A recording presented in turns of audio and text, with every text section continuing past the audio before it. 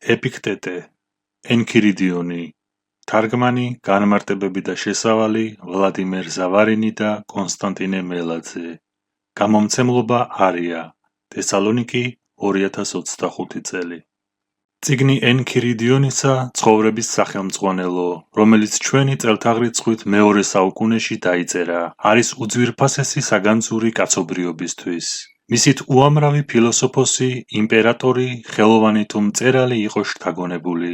ის ჭეშმარიტებები, რომლებსაც ამ წიგნში შეხვდებით, არ ემორჩილებიან დროთა სვლას, არამედ ყოველთვის იყვნენ, არიან და იქნებიან აქტუალურნი.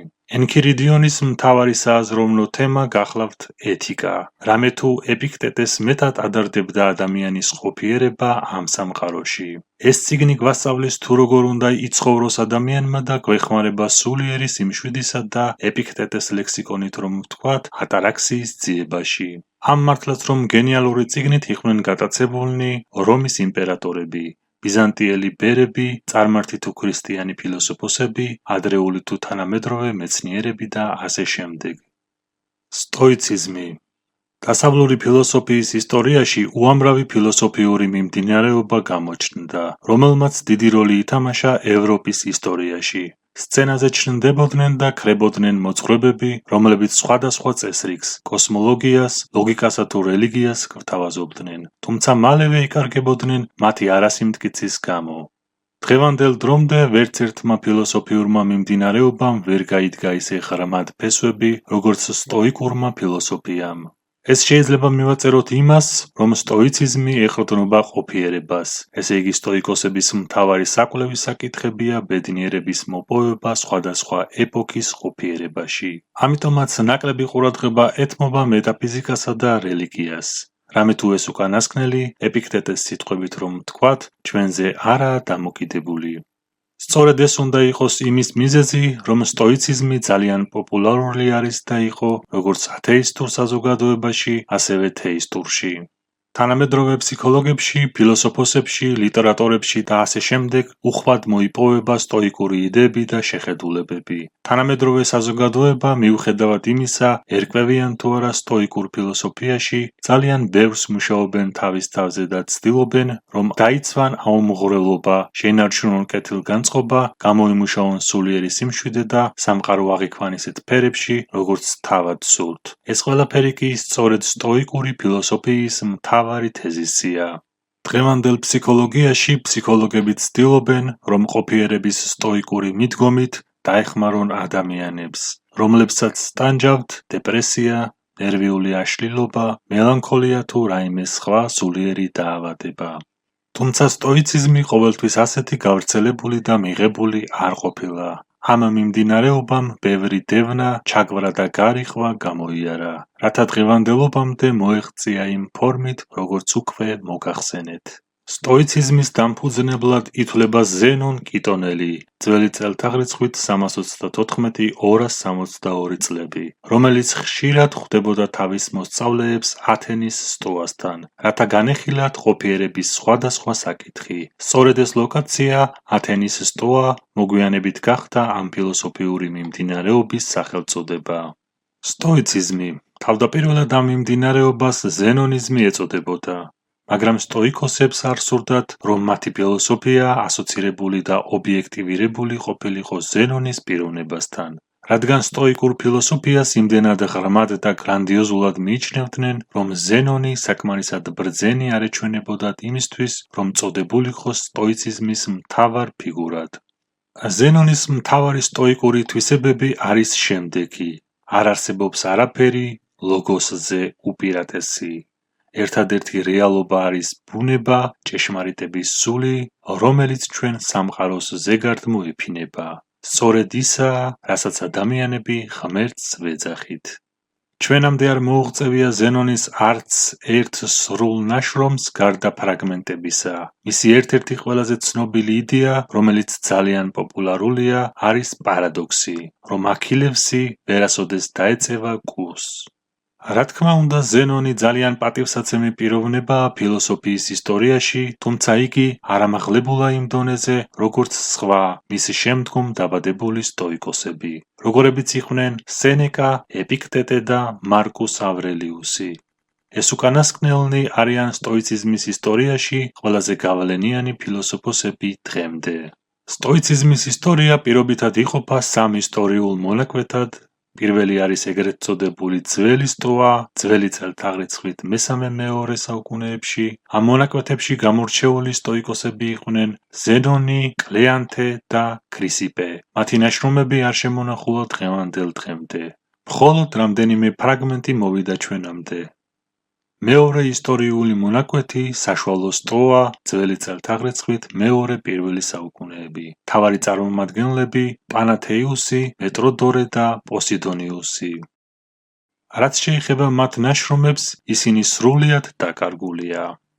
მესამე პერიოდი არის ახალი სტოა. სწორედ ეს პერიოდი ითვლება სტოიციზმის ზენიტად. ახალი სტოის კორიფეები იყვნენ სენეკა, ეპიქტეტე, მარკუს ავრელიუსი.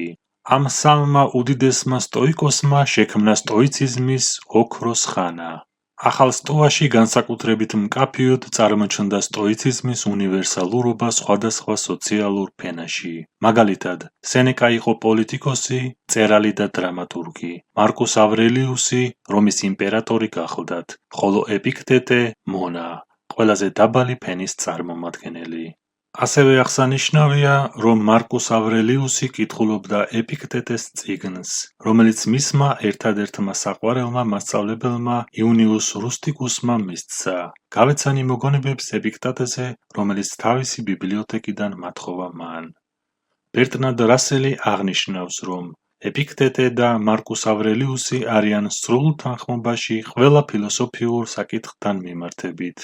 მარკუს ავრელიუსმა ასევე შემოგვინახა ერთი ძალიან საინტერესო ეპიქტეტეს ფრაგმენტი, რომელიც გაურკვეველია თუ საიდანაა აღებული. ვარაუდობენ, რომ ეს ფრაგმენტი არის ეპიქტეტეს კიდევ ერთი წიგნიდან, რომელმაც სამწუხაროდ ჩვენ დრომდე ვერ მოაღწია. რა ხარ? ერთი საწყალობელი სული, რომელიც ცხედარს დაათრევს ქვეყნად, როგორც იტყოდა ეპიქტეტე. ეს ფრაგმენტი ძალიან საინტერესოდ დაგვანახებს ეპიქტეტეს დამოკიდებულებას სიცოცხლისადმი. წარმოჩენილია, რომ სხეული არის ციხე, რომელშიც გამოკეტილია ადამიანი. ეს მიდგომა სოკრატეს ფილოსოფიასაც კი გაგვახსენებს. ჩვენ შეგვიძლია სტოიკური ფილოსოფიის მთავარი თეზისები გამოვყოთ და მათზე დაკვირვებით უფრო ნათლად წარმოჩნდება თუ რა არის და რას ასწავლის სტოიციზმი. ამ შემთხვევაში, რათა მეტად გამარტივდეს ეს ფილოსოფიის აღქმა, პირობითად გამოვყოფთ სტოიციზმის 4 მთავარ პრინციპს. პირველი და უმთავრესი არის მორჩილება ყველაფრისა, რაც ჩვენზე არაა დამოკიდებული. ჩვენ უნდა გავიგოთ თუ რა არის ჩვენზე დამოკიდებული და რა არა. ამის შემდეგ კი უნდა დავიწყოთ ზრუნვა იმაზე, რაც ჩვენზეა დამოკიდებული, ხოლო უნდა დავემორჩილოთ იმას, რაც ჩვენზე არ არის დამოკიდებული. ეპიქტეტე ამის შესახებ ამბობს. მაშასადამე თუ იმ ყველაფრიდან, რაც ჩვენ გვექვემდებარება, განდევნი მხოლოდ იმას, რაც არაა კანონზომიერი და არღვევს ბუნების ჰარმონიას, მაშინ არ დაგემუქრება არანაირი გარდაუვალი საფრთხე, მაგრამ თუ კი ეცდები, რომ გაექცე ავადმყოფობას, სიკვდილს ან გასაჭირს, მაშინ აუცილებლად იგემებ დიდ უბედურებას. ხო და შეწყვიტე წინააღმდეგობის გაწევა იმაზე, რაც არ არის შენზე დამოკიდებული და დაიწყე შეწინააღმდეგება იმაზე, რაც შენზეა დამოკიდებული და თან არაკანონზომიერია. ესე იგი უნდა ჩაახშო შენში ყოველგვარი ვნება, რადგან თუ გენდომება ის, რაც ჩვენზე არ არის დამოკიდებული, აუცილებლად უბედური დარჩები. ახლა კი, რაც შეეხება იმას, რაც ჩვენზეა დამოკიდებული და სასურველია, თუმცა ჯერ შენს ხელთ არაა, იკმარე ის, რომ რაიმესკენ მიილტვი, ან რაიმესაგან განდგები და ყოველთვის შეინარჩუნე ზომიერება, თავშეკავება და თავმდაბლობა. მეორე თეზისი არის ბუნების ჰარმონიის აღიარება და მასზე დაქვემდებარება. სტოიკოსებისთვის და განსაკუთრებით ეპიქტეტესთვის ძალიან მნიშვნელოვანი რამ იყო ბუნების ჰარმონია, რაც სტოიკოსების აზრით იწვევდა წესრიგს ამ სამყაროში. ეპიქტეტე ენქირიდიონის მეექვსე თავში ამბობს, რომ ერთადერთი რამ, რითაც შეუძლია ადამიანს, რომ დაიკვეხნოს, არის ბუნების კანონზომიერებასთან ჰარმონიაში მყოფი აზრებისა და იდეების ქონა. სტოიკოსების აზრით არ არსებობს არანაირი მანკიერება ბუნების ჰარმონიაში. ამ თეზისში გარდა ბუნების ჰარმონიისადმი ლტოლვისა, ასევე მოიაზრება უნარი იმისა, რომ კაცი გამუდმებით უნდა განერიდებოდეს იმ ყველაფერს, რაც ბუნების ჰარმონიას ეწინააღმდეგება, ხოლო იგივე სიზუსტით უნდა მიესწრაფვოდეს და მიელტვოდეს ყოველ ბუნების ჰარმონიის გამოვლინებას. ამის შესახებ ენქირიდიონში ვკითხულობთ. ზუსტად ისე, როგორც კაცი არ სახავს მიზანს იმისთვის, რომ წარუმატებლობა იგემოს, ასევე არ აქვს ადგილი არანაირ უკეთურებას სამყაროს ჰარმონიასა და კანონზომიერებაში. მესამე თეზისს შეიძლება ვუწოდოთ სტოიკური ეგოცენტრიზმი.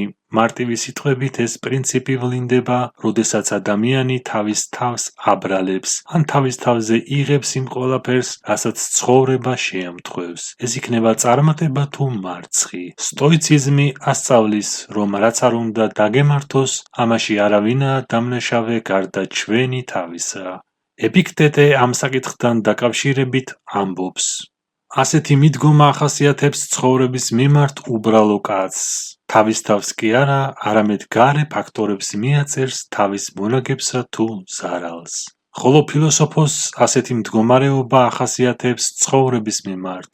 თავის თავს აბრალებს ზარალსაც და მონაგებსაც. მეოთხე თეზისი გახლავთ როლის მორგება.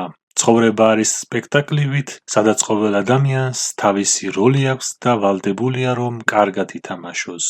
მეოთხე თეზისი ერთ-ერთი ყველაზე გამორჩეულია, რადგან სტოიციზმში ხშირ შემთხვევაში ღმერთის მცნება არ ფიგურირებს, ან ყოველ შემთხვევაში მთავარი საკვლევი თემა არ არის.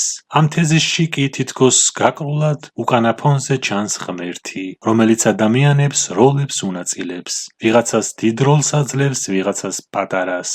ეს ღმერთის, როლების დამრიგებლის გადასაწყვეტია და არა ადამიანის. ამით აიხსნება სტოიკურ ფილოსოფიაში ის, თუ რატომ ხვდება ზოგს მეტი ფუფუნება ცხოვრებაში, ზოგს კი ნაკლები. ეს აშკარად როლების დამრიგებლის გადაწყვეტილებაა. შედარება პავლე მოციქულის სიტყვებს. ვინ ხარ შენ, ადამიანო, რომ ღმერთს ეკამათები? თუ ქმნილება ეტყვის შემოქმედს, ასე რატომ შემქმენიო? განამეკოთნეს, არ აქვს იმის უფლება, რომ ერთი თიხისაგან გამოძერწოს, როგორც საპატიო, ისე უპატიო ჭურჭელი. თუმცა არ იქნება მართებული ამ საკითხის ისეთი აღქმა, თითქოს ეპიქტეტე და სხვა სტოიკოსები ისეთ ღმერთზე საუბრობდნენ, როგორცაც ჩვენ ვგულისხმობთ. არამედ უფრო სწორი მიდგომა ამ საკითხზე იქნებოდა, რომ ისინი გულისხმობდნენ გარკვეულ გონიერებას, ბუნების დიად და ძლევამოსილ კანონზომიერებას და ლოგოსს. ეპიქტეტეს ენქირიდიონში ამ საკითხზე ასეთი რამ წერია. გახსოვდეს, რომ ხარ ვითარცა მსახიობი როლში, რომელიც დრამატურგმა მოგცა. როლი მცირე ხნისაა, თუ თვითონ დრამა ახანმოკლე, ან დიდხნიანია, თუ დრამა უფრო ხანგრძლივია. ვთქვათ, დრამატურგმა ისურვა, რომ შენ მათხოვარის როლი მოირგო. მაშინ ეს როლიც სწორად უნდა ითამაშო, როგორც კოჭლის, დიდებულის ან გლახაკის როლი. რამე თუ შენზეა დამოკიდებული, კარგად მოირგებ თუ არა პერსონაჟს, რომელიც შეგხვდა. ხოლო რაც შეეხება როლის შერჩევას, ეს არა შენზე, არამედ სხვაზეა დამოკიდებული. ყოველ შემთხვევაში სტოიციზმი რჩება მსოფლიოს ფილოსოფიურ მოძღვრებათაგან ერთ-ერთ ყველაზე გამორჩეულ, პრაქტიკულ და კეთილ მოძღვრებად, ხოლო ეპიქტეტეს ენქირიდიონი კი არის სახელმძღვანელო, რომელიც სრულიად მოიცავს ცხოვრებისეულ თითოეულ ასპექტს სტოიციზმის შუქზე. სტოიციზმის შესწავლისათვის ეს წიგნი ფასდაუდებელია, ხოლო თუ ვინმე იკითხავდა, რომელ წიგნშია თავმოყრილი პრაქტიკული სტოიციზმის ყველაზე მნიშვნელოვანი იდეებიო, ალბათ ასეთ კაცს ენქირიდიონზე უკეთეს სახელმძღვანელოს ვერავინ შესთავაზებდა. ეპიქტეტეს ცხოვრება და მონობა. ეპიქტეტე დაიბადა დაახლოებით ჩვენი წელთაღრიცხვით 50 წელს საბერძნეთში, იეროპალისში, მონათა ოჯახში. მისი ბატონი იყო ეპაფროდიტე, რომელსაც ნერონის კარზე მაღალი თანამდებობა ჰქონდა დაკავებული. ეპიქტეტეს ცხოვრება მისი ფილოსოფიის ხატება იყო. ადამიანი, რომელიც გამუდმებით თავისუფლებაზე საუბრობდა, მონად იყო დაბადებული. მისი სახელი კი ეპიქტეტე გამოსყიდულს, შეძენილს ნიშნავს. მონობისას მას მიეცა შესაძლებლობა, რომ მოესმინა გაიუს მუზონიუს რუფუსის ლექციები, რომელიც თავის დროის საკმაოდ წინწასული მოაზროვნე გახლდათ. იგი საუბრობდა ისეთ თემებზე, როგორიცაა სქესთა თანასწორობა, მონათა თავისუფლება, სიტყვის თავისუფლება და ასე შემდეგ. ეს უკანასკნელი ტიბერიუსის და ნერონის დროს ცნობილი სტოიკოსი ფილოსოფოსი იყო. სწორედ მისაგან გაიგო პირველად ეპიქტეტემ სტოიკური ფილოსოფია. სამწუხაროდ მას ისტორიამ გვერდი აუარა ქრისტიანული ფანატიზმის ფონზე და მისმა ნაშრომებმა ჩვენამდე ვერ მოაღწია. სწორედ გაიუს მუზონიუს რუფუსის სწავლებანი უნდა ყოფილიყო ახალგაზრდა მონის ფილოსოფიითა და სტოიციზმით დაინტერესების მიზეზი. ეპიქტეტემ მთელი ცხოვრება ცალი ფეხით კოჭლი იყო იმ დღის შემდეგ, როდესაც მისმა ბატონმა ეპაფროდიტემ სასტიკი ცნობის მოყვარეობით გადაწყვიტა ეპიქტეტეს ტკივილისადმი გულგრილობა გამოეცადა და გარკვეულ მოწყობილობაში აიძულა ფეხის ჩაყოფა. რის შემდეგაც ნელ-ნელა ამ მოწყობილობას ისე ამუშავებდა, რომ მისთვის ფეხის ძვალი დაემტვრია და თან აგვირდებოდა მის რეაქციას. მაშინ ეპიქტეტემ ღიმილით გააფრთხილა, ასე თუ გააგრძელებ, შენ უთუოდ ფეხს მომტეხ. თუმცა ბატონმა არად ჩააგდო მისი გაფრთხილება და საბოლოოდ კიდევაც მოამტვრია ფეხი. ეპიქტეტემ კი თავის ბატონს მიუგო, განა არ გითხარით, რომ ფეხს მომტეხდით. მისი მონობიდან განთავისუფლების შესახებ ფაქტობრივად არაფერია ცნობილი. ზოგიერთი მკვლევარი ამ ფაქტს ნერონის გარდაცვალებასთან აკავშირებს, რომლის იმპერიაშიც დიდი გავლენით სარგებლობდა სწორედ ეპიქტეტეს ბატონი, ეპაფროდიტე. ასევე ფიქრობენ, რომ ნერონის გარდაცვალების შემდეგ, ჩვენი წელთაღრიცხვით 68 წელი, ნელ-ნელა ეპაფროდიტემას დაღმასვლა დაიწყო, რა დროსაც პოვა თავისუფლება ეპიქტეტემ. რაც შეეხება ეპაფროდიტეს, ის მოკლეს დომიციანეს მმართველობის პერიოდში. აწუკვე თავისუფალი ეპიქტეტე კი მიეშურება რომისკენ, რათა ფილოსოფიას მიუძღვნას თავის ცხოვრება და სახლდება ერთ პატარა ხის ქოხში, სადაც მას არაფერი გააჩნდა თავზე ჭერის, ერთი უვარგისი საწოლის და ლამპის გარდა. მისი კარი ყველასათვის ღია იყო, არც ისეთი რამ გააჩნდა, რომ ვინმეს მისთვის მოპარვას დომოდა. თუმცა მალევე, ჩვენი წელთაღრიცხვით 89 წელს, როცა ეპიქტეტე დაახლოებით 39 წლისა იყო, დომიციანეს ბრძანებით რომიდან გაყარეს ფილოსოფოსები, მათ შორის ეპიქტეტეც. ამ ყველაფრის შემდეგ მას მოუწია, რომ დასახლებულიყო ნიკოპოლისში, დღევანდელ პრევეზაში, სადაც მან თავის ფილოსოფიური სკოლა დააარსა. სწორედ ნიკოპოლისში გაატარა ეპიქტეტემ მთელი თავისი დარჩენილი ცხოვრება და მიუძღვნა თავი ფილოსოფიას. მას იქ არც ოჯახი და არც ქონება ებადა. იგი ურთიერთობდა, საუბრობდა და აზროვნებდა მის მოსწავლეებთან ერთად. ერთ-ერთი მათგანი იყო არიანე ფლავიუსი, რომლის შესახებაც მოგვიანებით ვისაუბრებთ. მაშასადამე ეპიქტეტე ნიკოპოლისში დასახლდა, სიცოცხლის ბოლომდე ოჯახის გარეშე, თუმცა არსებობს წყარო, სადაც სიმბოლიკოსი, ნეოპლატონიკოსი ფილოსოფოსი ამბობს, რომ ეპიქტეტეს მისი ცხოვრების უკანასკნელ წლებში შეურთავს ცოლად ერთი ქალი, რათა იმობოლ ბავშვებზე ეზრუნა, რომელიც ეპიქტეტემ იშვილა. მაგრამ ეს წყარო საკმაოდ დაშორებულია ეპიქტეტეს ეპოქას, ამიტომაც საკამათოა მისი მართებულობა. რაც შეეხება სიმბოლიკოსს, იგი ძალიან იყო შეყვარებული ეპიქტეტეს ფილოსოფიაზე. როდესაც ბიზანტიის იმპერატორმა იუსტიანემ აკრძალა ფილოსოფიური სკოლები, სიმბოლიკოსმა არ უღალატა ფილოსოფიას და მაინც გააგრძელა ამ სფეროში მოღვაწეობა. განსაკუთრებულად კი ეპიქტეტეს მოძღვრებითა და პიროვნებით იყო დაკავებული. იგი 3 წელიწადი განცალკევდა, რათა შეესწავლა ეპიქტეტეს ენქირიდიონის წიგნი. ეპიქტეტეს ცხოვრება წარიმართა ერთობ, მშვიდად და წყნარად. სწორედ ისე, როგორც თავად ეპიქტეტე ასწავლიდა, მორჩილებაში, ბუნების ჰარმონიასთან და მიმღებლობაში ყველაფრისა, რაც ჩვენზე არაა დამოკიდებული. მისი ცხოვრება მართლაც რომ სტოიციზმისა და ჰარმონიის განსახიერება იყო. მან სწორედ ისე გაატარა ცხოვრება, როგორც ენქირიდიონის პირველ თავში წერია. ამგვარად, მუდამ გახსოვდეს, რომ თუ ჩათვლი რაიმეს თავისუფლად, რაც მისი ბუნებით დამოკიდებულია და მიიჩნევ უცხოს შენად, ნახავ წინაღობებს. ძალზედ გაწვალდები, აფორიაქტები, ამით შენ კაცსაც და უფალსაც კი აუმხედრდები. თუმცა, თუ ჩათვლი შენად მხოლოდ იმას, რაც მართლაც შენია და უცხოდ იმას, რაც ისეც უცხოა, ვერავინ ვერასდროს იზემოქმედებს შენზე. ვერ შეგაბრკოლებს, არავის არ აუმხედრდები, არავის ზიანს არ მიაყენებ, არაფერს არ ჩაიდენ შენი ნების საპირისპიროდ. ვერავინ ვერ დაგაზიანებს, არ გეყოლება მტრები იმიტომ, რომ ვერანაირი სიავე შენამდე ვერ მოვა.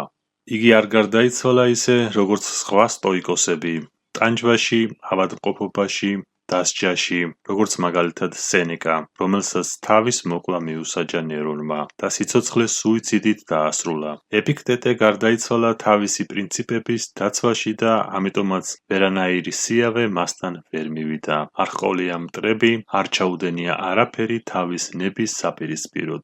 თუმცა მისი ცხოვრება არ ყოფილა იავარდით მოფენილი. პირიქით, მას ბევრი სირთულე გადახდა.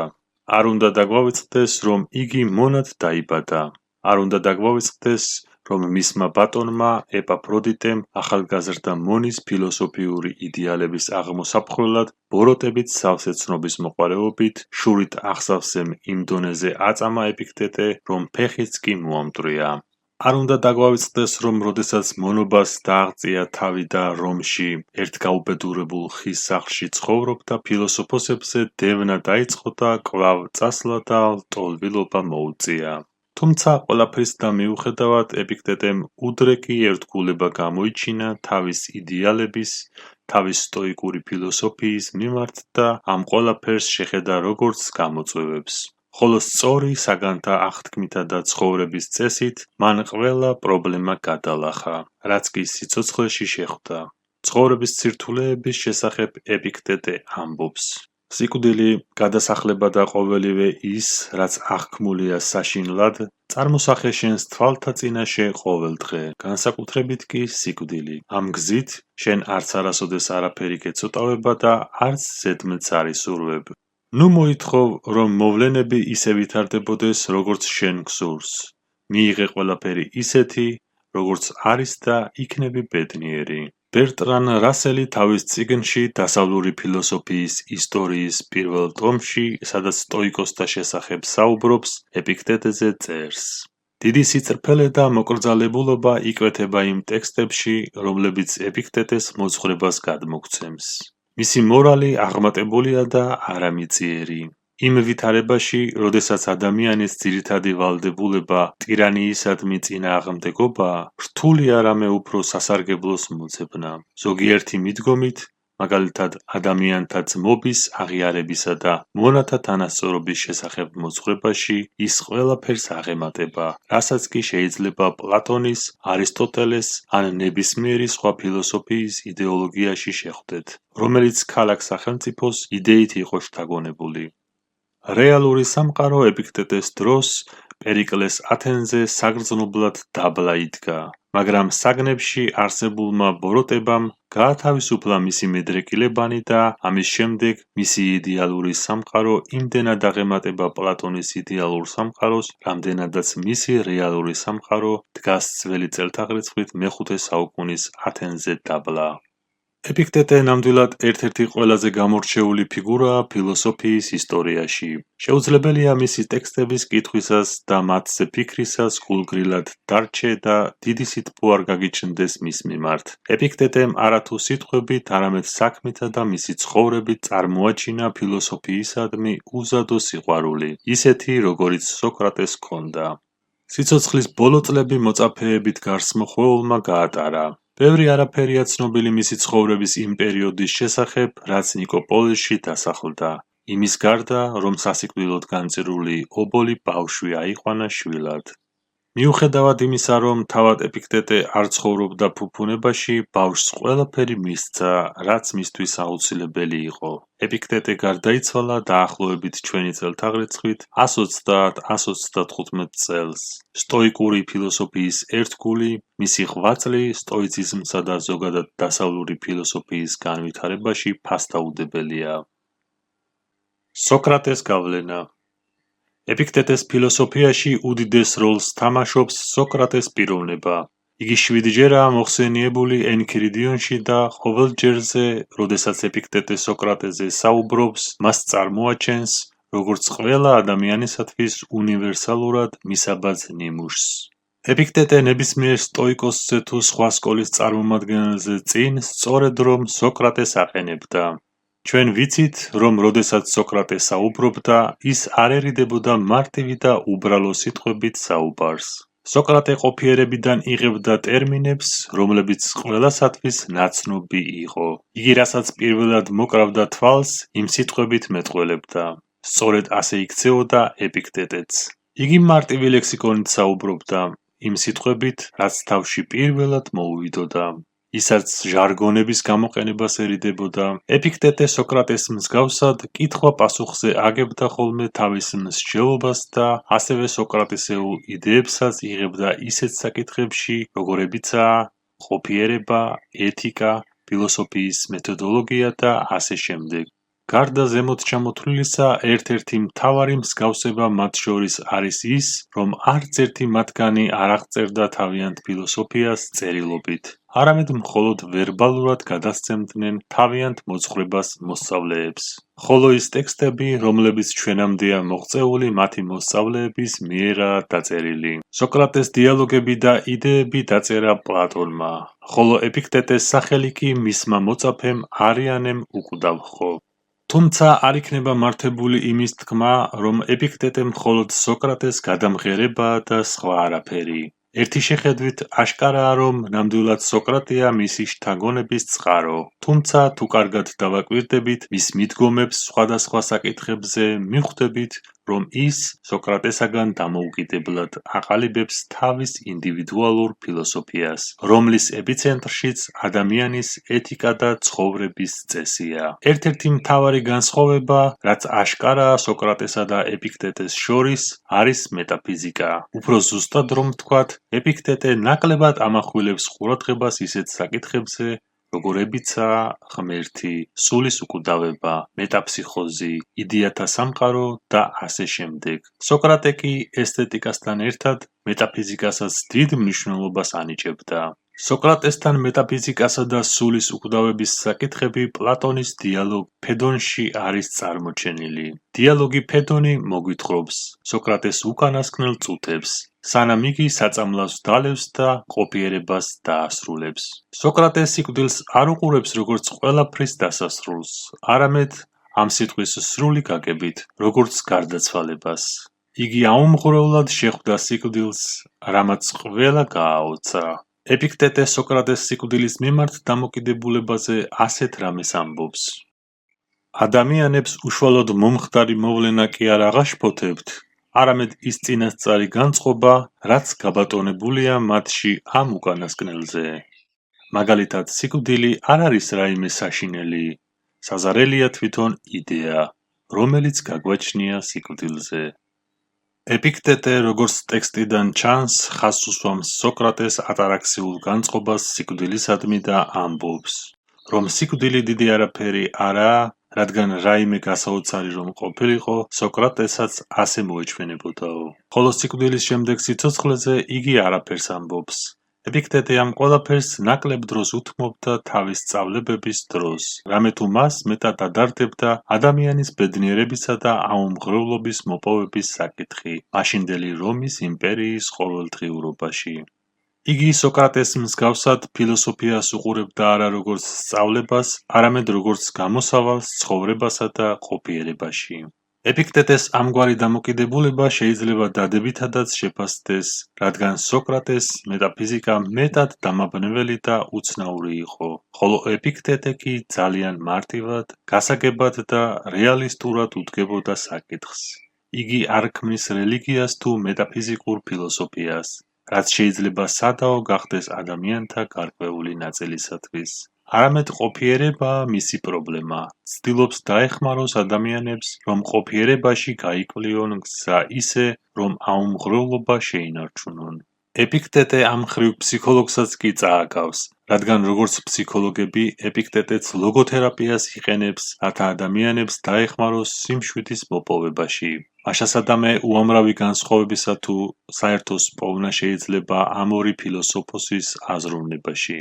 ასე გახდა სოკრატე ის, ვინც იყო, ყოველივე იმისგან, რასაც მისი თვალსაჩინო წდებოდა. სოკრატე არაფერს ანიჭებდა ისეთ მნიშვნელობას, როგორც ლოგიკას, მაგრამ შენ, რამე თუ ჯერ არ ხარ სოკრატე, სავალდებულოა გინდოდეს იცხოვრო, ვითარცა სოკრატე. როდესაც ვინმე ისეთთან მოგიწევს შეხვედრა, ვინც მნიშვნელოვან პიროვნებად ითვლება, ეცადე წარმოიდგინო, თუ რას გააკეთებდა შენს ადგილზე სოკრატე ან ზენონი. ამ მეთოდის გამოყენებით არ შეგაწუხებს არანაირი უხერხულობის განცდა, თუ როგორ და რანაირად უნდა იქცეოდე ამ ადამიანთან. ზოგადად სტოიკოსებს ძალიან უყვარდათ და აფასებდნენ სოკრატეს. მასში ხედავდნენ სტოიკური ფილოსოფიისა და სწავლების გამოვლინებას. მიიჩნევდნენ, რომ სწორედ სოკრატესნაირი უნდა ყოფილიყო სოფოსი, ანუ ბრძენი, რასაც სოკრატე ცოცხალი თავით არ ამბობდა თავის თავზე. სოკრატეს ცხოვრებას სტოიკოსები მიიჩნევდნენ როგორც არეტეს, ანუ სიქველისა და ზნეობის იდეის პრაქტიკულ გამოვლინებას. ჩვენ გვახსოვს, თუ როგორ ღირსეულად შეხვდა სასიკვდილო განაჩენის გამოტანას სოკრატე. გვახსოვს, თუ როგორ გაოცდა მისი შემყურე ციხის მცველი, რადგან იგი სიკვდილმისჯილი პატიმრებისაგან შეჩვეული იყო ლანძღვა გინებასა და წინააღმდეგობას. თუმცა სოკრატე ასე არ იქცეოდა. სოკრატეს სწორედ რომ სტოიკური აუმღრევლობით შეხვდა სიკვდილს. მას ჰქონდა შანსი, რომ სიკვდილით დასჯისაგან თავი დაეღწია და ათენიდან წასულიყო. თუმცა ეს არ გააკეთა, რამე თუ მას უკვდავების რწმენა ჰქონდა. მას სჯეროდა, რომ ჰადესში ჩასვლით ეზიარებოდა უმაღლეს მშვენიერებასა და სიბრძნეს. იგი დარწმუნებული იყო, რომ უკეთეს ადგილზე მიდიოდა. სტოიკოსებში მსგავს რწმენას, ყოველ შემთხვევაში ისეთი სახით, როგორც სოკრატე გვიხატავს დიალოგ ფედონში, ჩვენ ვერ შევხვდებით. რაც შეეხება ეპიქტეტეს, იგი სოკრატეს ცხოვრებიდან და ფილოსოფიიდან გამოკვეთდა მისთვის ყველაზე მნიშვნელოვანს, საკუთარ თავზე კონტროლის მოპოვებას. ესე იგი, ისეთ უნარს, რომელიც კაცს საშუალებას აძლევს, რომ თავის ქვენაგრძნობებზე იბატონოს. დაიმორჩილოს ყოველგვარი სურვილი თუ მიდრეკილება და გახდეს თავისუფალი. წინა სიტყვა ენქირიდიონი. ენქირიდიონი არის სტოიკურ ფილოსოფიაში ყველაზე გამორჩეული წიგნი, მისი მცირე ზომითა და ყოვლისმომცველი იდეებით. ძნელად მოიძებნება წიგნი, რომელშიც თავმოყრილია ამდენი სწავლება, ყოველდღიური და პრაქტიკული ცხოვრებისათვის. ენქირიდიონი არის ყველასათვის გასაგებ ენაზე დაწერილი და ეხება ისეთ თემებს, რომლებსაც ყოველი ადამიანი ეჩეხება ცხოვრების მანძილზე. ეპიქტეტე განეკუთვნება ისეთ ფილოსოფოსთა რიცხვს, რომლებიც თავიანთ ფილოსოფიურ მოძღვრებებს წერილობითი სახით არ ტოვებენ. თუმცა ჩვენთვის საბედნიეროდ მის მოსწავლეთა რიცხვში იყო არიანე ფლავიუსი, რომელსაც ხშირად ეპიქტეტეს პლატონსაც კი უწოდებენ. სწორედ არიანეა ენქირიდიონის წიგნის ავტორი. ენქირიდიონი ბერძნული სიტყვაა და პირდაპირი გაგებით სახელმძღვანელოს ნიშნავს. სახელმძღვანელოს სტოიკურ ცხოვრებაში. მაშასადამე არიანეა ადამიანი, რომელმაც თავი მოუყარა იმ სწავლებებს, რომლებიც თავის ბრძენი მასწავლებლისაგან მიიღო და წიგნად აქცია. თავად არიანე ძალიან საინტერესო პერსონაა. იგი იყო ბერძენი რომის მოქალაქე და მისი მოღვაწეობა გამოირჩევა მრავალფეროვნებით. იგი გახლდათ მწერალი, ისტორიკოსი, ფილოსოფოსი, გეოგრაფი, პოლიტიკოსი და მხედართმთავარი. არიანე დაიბადა საბერძნეთის ერთ-ერთ უძველეს ქალაქში ნიკომედიაში. განათლება მან ნიკოპოლისში მიიღო. სწორედ იქ, სადაც ეპიქტეტე მოღვაწეობდა მას შემდეგ, რაც რომიდან ფილოსოფოსები განდევნეს. სწორედ ნიკოპოლისში გაეცნო არიანეს სტოიციზმს, ხოლო მისი მასწავლებელი ეპიქტეტე გახდა. მას ძალიან უყვარდა თავისი მასწავლებელი. სხვაგვარად ვერ აიხსნება, რომ ეპიქტეტეს სახელით მან 8 წიგნი დაწერა, რომლებიდანაც ჩვენამდე მხოლოდ 4-მა მოაღწია. რომ არა ის, ჩვენ ეპიქტეტეს ფილოსოფიაზე ფაქტიურად არაფერი არ გვეცოდინებოდა. როდესაც ეპიქტეტე გარდაიცვალა, არიანე ათენისაკენ გაეშურა, რათა გაეგრძელებია ფილოსოფიის სწავლა და დაუფლებოდა რიტორიკის ხელოვნებას. ათენში ყოფნისას არიანე რომის იმპერატორმა ანდრიანემ გაიცნო და დიდი დრო არ დასჭირვებია, რომ მისი დიდი სიბრძნე, თავშეკავება და სიქველე შეემჩნია. არიანეს ქარიზმატულობაში დიდი როლი, რა თქმა უნდა, ეპიქტეტეს ფილოსოფიამ ითამაშა. მაშასადამე იმ სიქველეთა გამო, რაც არიანეს პიროვნებას ახასიათებდა, რომის იმპერატორმა ანდრიანემ გადაწყვიტა, რომ იგი კაბადოკიის ეპარქიის მმართველად განეწესებინა. სწორედ მაშინ მიიღო არიანემ რომის მოქალაქეობა. იგი გახდა მხედართმთავარი და აწარმოებდა ბრძოლებს ალანების წინააღმდეგ. არიანე, რა თქმა უნდა, ძალზე საინტერესო და ტალანტური პიროვნება იყო. თუმცა მის მთავარ მიღწევად მაინც ეპიქტეტეს ფილოსოფიის ჩვენამდე მოტანა რჩება, რომლებიც აქტუალობას არასოდეს კარგავენ. როგორც უკვე ვთქვით, არიანეს წყალობით გავრცელდა მსოფლიოში ენქირიდიონის წიგნი, რომელიც პოპულარობით სარგებლობდა ყოველი ეპოქის ფილოსოფოსთა შორის. ეს წიგნი ახდენდა დიდ ზემოქმედებას როგორც წარმართ ფილოსოფოსებზე, ასევე ქრისტიანებზეც. ამ ნაწარმოების აქტუალურობის შენარჩუნებაში დიდი როლი ითამაშა ასევე სიმპლიკიოსმა, რომელმაც ენქირიდიონი გადაწერა და კომენტარებიც დაურთო. ჩვენამდე მოღწეულია ენქირიდიონის 100-მდე ხელნაწერი. უძველესი ბერძნულენოვანი ხელნაწერები თარიღდება მე-10, მე-11 და მე-14 საუკუნეებით, რაც ბიზანტიელ ქრისტიანთა ყოველ ინტერესზე მეტყველებს ეპიქტეტეს ფილოსოფიის მიმართ. ასევე ძალიან საინტერესო ფაქტია, რომ აღმოჩენილია ეპიქტეტეს ენქირიდიონის ისეთი ხელნაწერები, რომლებიც შეცვლილია ქრისტიანი ბერების მიერ. ამ ხელნაწერებში ქრისტიანებმა სოკრატე, პავლეთი ჩაანაცვლეს. ჩვენ უკვე ვისაუბრეთ ეპიქტეტეს განსაკუთრებულ სიყვარულზე სოკრატეს მიმართ და ვიცით, რომ ეპიქტეტე სოკრატეს სახელის ხსენებისას ყოველთვის დიდ მოწიწებას იჩენდა. თანაც მოუწოდებდა თავის მოსწავლეებს, რომ მისთვის მიებაძათ. ხოლო ქრისტიანი ბერებისათვის კი ასეთი მისაბაძი და პატივსაცემი პიროვნება პავლე იყო. ამ ფაქტის გარდა, ბევრი ენქირიდიონის მკვლევარი ამბობს, რომ ზოგიერთი თავი მართლაც შემდგომ ქრისტიანების ჩამატებულია. თუმცა ამის დასამტკიცებელი საბუთი არ არსებობს.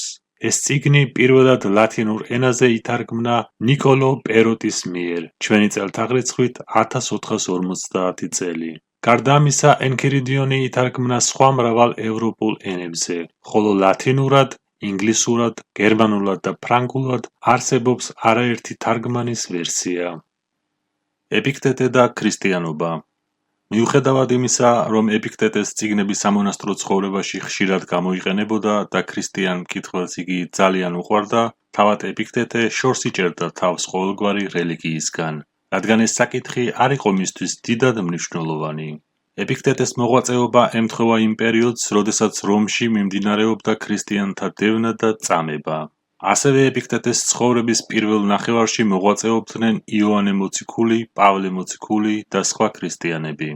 ეპიქტეტე ჯერ კიდევ ბავშვი უნდა ყოფილიყო, როდესაც ნერონის ბრძანებით უამრავ ქრისტიანს ჯვარს აცვამდნენ, აწამებდნენ და კოლიზეუმში აგდებდნენ ველურ ცხოველთა საჯიჯკნად. ხოლო რომის მოსახლეობა დიდი ოვაციებით ხვდებოდა ამ სანახაობას. რამე თუ ქრისტიანობა ღმერთის პიროვნულობასა და განკაცებაზე საუბრობს, რაც სტოელთა და არამარტო სტოელთათვის მეტად მიუღებელი და არაფილოსოფიური მიდგომაა ღმერთთან დაკავშირებით. მათთვის ხომ ღმერთი არაპიროვნული, udardeli, უძრავი და უტყვი არსება იყო, ხოლო იესო ქრისტე სტოელთა არც ერთ კრიტერიუმს არ აკმაყოფილებს, რადგან ქრისტიანულ ღმერთს აქვს პიროვნება, ადარდებს თავისი ქმნილებანი, განკაცდება და შემოდის ქვეყნიერებაზე, რათა მისი ხელით შექმნილი ადამიანები იხსნას. ქრისტე ესაუბრება ადამიანებს ასწავლის იგავებით და მოუწოდებს მისი რწმენისაკენ. როგორც ხედავთ, ქრისტე ყველანაირ მათ გაგებას ეწინააღმდეგება. და საერთოდ ქრისტიანობა დაბალი ფენის რელიგიად ითვლებოდა, ხოლო ქრისტიანული სარწმუნოების მიღება სამარცხვინოდ. მაშასადამე ეპიქტატეს არ აინტერესებდა არანაირი რელიგია და ღმერთი. მისი მთავარი ინტერესის საგანი იყო ეთიკა, ყოფიერება და რაც ყველაზე მთავარია, აუმღრევლობა. ასევე ეპიქტატესთვის, ისე როგორც სხვა სტოიკოსებისთვის, ღმერთთან ურთიერთობის ისეთი ფორმა, როგორიცაა ლოცვა, სრულიად უცხო და მათი მოძღვრების საწინააღმდეგოა. მორწმუნე ადამიანი, როდესაც რაიმე უჭირს და იტანჯება, იწყებს ლოცვას, რათა ღმერთის ან ღმერთების ძალა მას დაეხმაროს პრობლემის დაძლევაში. ხოლო სტოიკოსებში პრობლემის დაძლევა მოთმინებითა და აუღელვებლობით ხდება. ესე იგი, მარტივად რომ ვთქვათ, მორწმუნე ლოცულობს და სტოიკოსი ითმენს ყველაფერს, რაც კი თავს ატყდება. ხოლო რაც შეეხება ღმერთს, ენქირიდიონში ღმერთის პოლითეისტური გაგება მეტია, ვიდრე მონოთეისტური. უფრო სწორედ, ყოველ ჯერზე, როდესაც ეპიქტეტე ახსენებს ღმერთს, იგი მრავლობით ფორმას იყენებს და ამბობს ღმერთებს. ამის მიზეზი კი ის უნდა იყოს, რომ ეპიქტეტეს მსმენელთა გონებაში ცალსახად ძველი ბერძნული ღმერთები იყვნენ გაბატონებულნი და საუბრის ეს ფორმა მათთვის მეტად გასაგები უნდა ყოფილიყო. თუმცა ეს ღმერთებიც არ არიან წარმოჩენილნი მთელი მათი სიდიადით, უფრო ეპიქტეტესეულად და სტოიკურად. მკრთალ ფერებში ჩანან. ისინი გამოყენებულნი არიან როგორც ხატებანი იმ ლოგოსის და ბუნების დიადი კანონზომიერებისა, რომლებზეც ყოველთვის უნდა ვიფიქროთ. პატივი ვცეთ და დავემორჩილოთ ყველაფერს, რასაც ჩვენზე მოაწევენ. მაშასადამე ეპიქტატე წარმოაჩენს კანონზომიერებას, რომელიც არის უმანკო და ღვთაებრივი. ესე იგი, იგია ის უპიროვნო ღმერთი, რომელიც ყველაფერს იქვემდებარებს და თავად არავისა და არაფერს ექვემდებარება. ჩვენ კი, როგორც მკითხველმა, ენქირიდიონი უნდა აღვიქვათ, როგორც ეთიკის სახელმძღვანელო, რომელშიც პრაქტიკულ ცხოვრების რჩევებზეა საუბარი და არა თეოლოგიაზე. შეცდომაში არ უნდა შეგვიყვანოს იმ გარემოებამ, რომ ზოგიერთ რამეში ძალიან გავს ეპიქტეტეს ფილოსოფია ქრისტიანობას. ზოგიერთი მკვლევარი მიიჩნევს, რომ ეპიქტატეს ტექსტებში ჩანს ქრისტიანობის გავლენა. თუმცა ეს აზრი ძალიან ზედაპირული და არასაფუძვლიანია. რამეთო სტოელები, არა მხოლოდ ეპიქტატე, ძირშივე ეწინააღმდეგებიან და არ იღებენ იმ დებულებებს, რომელსაც ქრისტიანობა ქადაგებს. იმ ყველაფრიდან გამომდინარე, რაც ზემოთ უკვე ითქვა, მაშასადამე ეპიქტატე და სხვა სტოელები არ იზიარებენ ღმერთის პიროვნულობის იდეას. ეს კი იმას ნიშნავს, რომ როდესაც სტოიკოსთა ტექსტებში გვხვდება, რომ ღმერთზე ან ღმერთებზე საუბრობენ, ეს აღქმული უნდა იყოს, როგორც ხატება ბუნების კანონზომიერების და ლოგოსის. ესე იგი, ეპიქტატეს მხედველობაში აქვს გარკვეული ენერგია, რომელიც არის სათავე ყოველი არსებულისა და წყარო დიადი წესრიგისა. ეპიქტეტე და ფსიქოლოგია. ენქირიდიონი დღესდღეობით ძალიან აქტუალურია. მას ძირითადად ფსიქოლოგები იყენებენ, რათა განახორციელონ თანამედროვე ადამიანებში პრაქტიკული სტოიციზმის იდეები, როგორიცაა მაგალითად ატარაქსია, და ცდილობენ, რომ ამით დაეხმარონ ადამიანებს. ეპიქტეტეს მოძღვრებაში მკაფიოდ შეგვიძლია დავინახოთ კავშირი, რომელიც გააჩნია ფსიქოთერაპიას მასთან. შეგვიძლია ის მივიჩნიოთ ფსიქოთერაპიისა და კონკრეტულად გნოსტიკური თერაპიის წინასახედ. სიტყვა გნოსტიკური მომდინარეობს ბერძნული სიტყვისაგან გნოსი, რაც ნიშნავს ცოდნას ან შემეცნებას, კონტექსტის და მიხედვით. გნოსტიკური ფსიქოლოგია არის ის დარგი, რომელიც იკვლევს ფსიქიკურ გადამუშავების პროცესებს, როგორებიცაა აღქმა, მეხსიერება, სწავლება და აზროვნება, ადამიანის ინფორმაციის გადამუშავების შემეცნების მიზნით. იკვლევს თუ როგორ იძენენ, გადაამუშავებენ, ინახავენ და იყენებენ ინფორმაციებს ადამიანები, იმისათვის, რომ მათ გარშემო მყოფ სამყაროსთან შევიდნენ კონტექსტში. გნოსტიკური ფსიქოლოგია უმნიშვნელოვანესი დარგია, რომელიც გვეხმარება გავიგოთ თუ რა გზით შევდივართ ურთიერთობაში სამყაროსთან. ხოლო ამისათვის დიდი წვლილი მიუძღვის ეპიქტეტეს, მარკუს ავრელიუსს და მის თანამედროვე სტოიკოსებს. ადამიანებს უშუალოდ მომხდარი მოვლენა კი არ აღაშფოთებთ, არამედ ის წინასწარი განწყობა, რაც გაბატონებულია მათში ამ უკანასკნელზე. ეპიქტეტეს ეს სიტყვებია, რომელსაც დღესდღეობით გნოსტიკური თერაპიის ერთ-ერთ მთავარ ფუძედ იყენებენ ფსიქოლოგიაში. როცა გარეგანის საგნები გამღრევენ, გულისხმაყავ, რომ შენ გამღრევს არა ესა თუ ის საგანი, არამედ შენი შეხედულება მასზე, თუმცა შენ შეგწევს იმის ძალა, რომ ეს უკანასკნელი მოიკვეთო. მარკუს ავრელიუსის ეს სიტყვების გნოსტიკური თერაპიის მთავარ ფუძეს წარმოადგენს. რამე თუ გნოსტიკური თერაპიის უშუალო პროცესში ფსიქოლოგები ცდილობენ, რომ აღმოფხვრან ან შეცვალონ ადამიანის ფსიქიკური გადამუშავების პროცესები უკეთესობისაკენ, რათა დაეხმარონ სულიერი ტკივილის და განმეორებადი შემაწუხებელი აზრების აღმოფხვრაში. არა მხოლოდ ყოფაქცევის სფეროში, არამედ ძირფესვიანად. მარტივი სიტყვებით, ფსიქოლოგები ცდილობენ, რომ ადამიანთა გნოსტიკურ მექანიზმს შეუცვალონ დინება იმგვარად, რომ არათუ ტანჯვისკენ, არამედ სულიერი სიმშვიდისკენ წარიმართოს. დღესდღეობით მთელი მსოფლიოს ფსიქოლოგები მიმართავენ მკურნალობის ისეთ მეთოდს, რომელიც ეპიქტეტეს აუმღრელობასთან მჭიდრო კავშირშია. თვით ეპიქტეტე ფსიქოთერაპიის განსახიერებაა. მას შეიძლება ფილოსოფოსზე მეტად ფსიქოლოგიც კი ვუწოდოთ, რამე თუ მისი იდეებიდან დაწყებული მის ქმედებამდე დამთავრებული ყველაფერი ფსიქოლოგიაა. დღესდღეობით ფსიქოლოგები ხშირად მიმართავენ მოწოდების ხერხს, სადაც ადამიანებს გარეგან მდგომარეობასთან შეგუებისკენ მოუწოდებენ. რადგან თუ ადამიანი ვერ დაინახავს მის ყოფას ისე, როგორც რეალურად არის, ვერ იქნება ბედნიერი და ვერც უკეთესობისაკენ გადადგამს ნაბიჯს. ხშირად პირველი ნაბიჯი საკუთარი მდგომარეობის გამოსწორებისაკენ არის არსებული მდგომარეობის შეფასება და შეგუება იმ ფაქტებთან, რომლებიც ჩვენზე არ არის დამოკიდებული. აუცილებელია შევიგნოთ ის რეალობა, სადაც ვართ და დავემორჩილოთ მას. ამასვე მოგვიწოდებს ეპიქტეტეც. ნუ მოითხოვ, რომ მოვლენები ისე ვითარდებოდეს, როგორც შენ გსურს. მიიღე ყველაფერი ისეთი, როგორიც არის და იქნები ბედნიერი. ეპიქტეტეს აუმღრელობა და მოთმინების უნარი ყველასათვის მისაბაძ მაგალითს წარმოადგენს. მისი ნაშრომებია თავად თერაპია, რომლის წაკითხვის დროსაც ადამიანები თავიანთ სულიერ სამყაროს ეძიებენ და პოულობენ სიმშვიდეს. უამრავი ადამიანი ამტკიცებს, რომ ამ წიგნის წაკითხვის შემდეგ მისთვის გამოუვლად მიჩნეული მდგომარეობიდან გამოსულა და შვება უპოვია. თუ ადამიანი სულიერ სიმშვიდეს ეძებს, არ არსებობს სხვა გზა გარდა საკუთარი თავის შეცნობისა და სულიერი ატარაქსიის ძიებისა.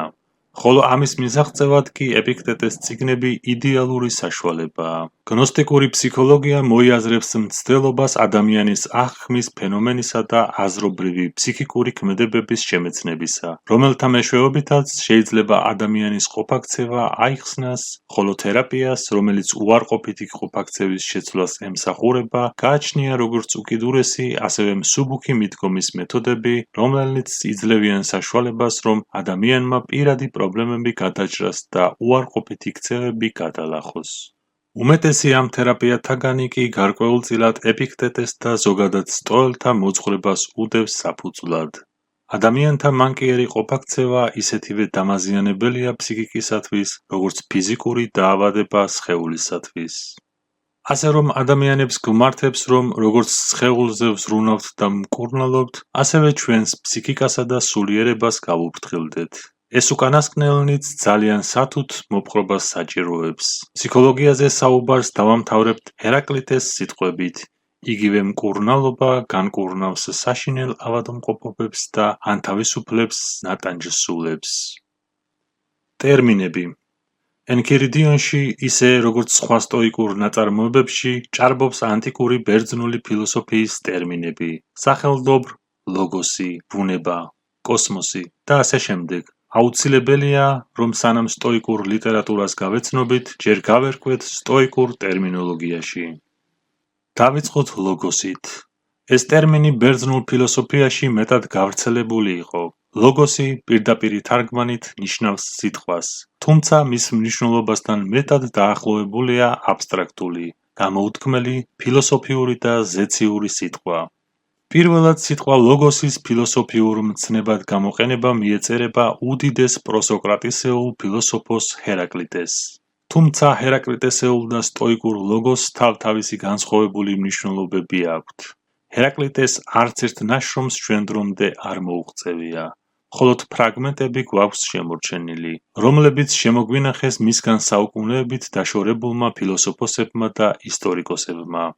მის უამრავ ფრაგმენტში ფიგურირებს ლოგოსი და წარმოაჩენს ჰერაკლიტესეული ლოგოსის ორნაირ გაგებას. პირველი გაგება, ეს არის აზროვნება, გონიერება და ლოგიკა. ჰერაკლიტე ამბობს, რომ თუ ჩვენ არათუ მას, არამედ ლოგიკას მოვუსმენთ, მივხვდებით, რომ რეალობა არის ერთი. გთავაზობთ ჰერაკლიტეს ფრაგმენტებს, სადაც ლოგოსის ეს მხარეა წარმოჩენილი. რატომ რჩება გაუგებარი უმეტესობისთვის, რასაც ლოგიკა გვიცხადებს, მიუხედავად იმისა, რომ ესოდენ ხშირად აწყდებიან მათ ცხოვრებაში. არაფერი იციან და ვერც მაშინ გებულობენ ვერაფერს, როცა ამ პრინციპებს სხვები უხსნიან, თუმცა მაინც იჩემებენ, რომ ეს საკითხი ესმით. უგუნური უმალ კარგავს მხნეობას, როდესაც მის წინ ლოგიკა ჩნდება. მეორე გაგება.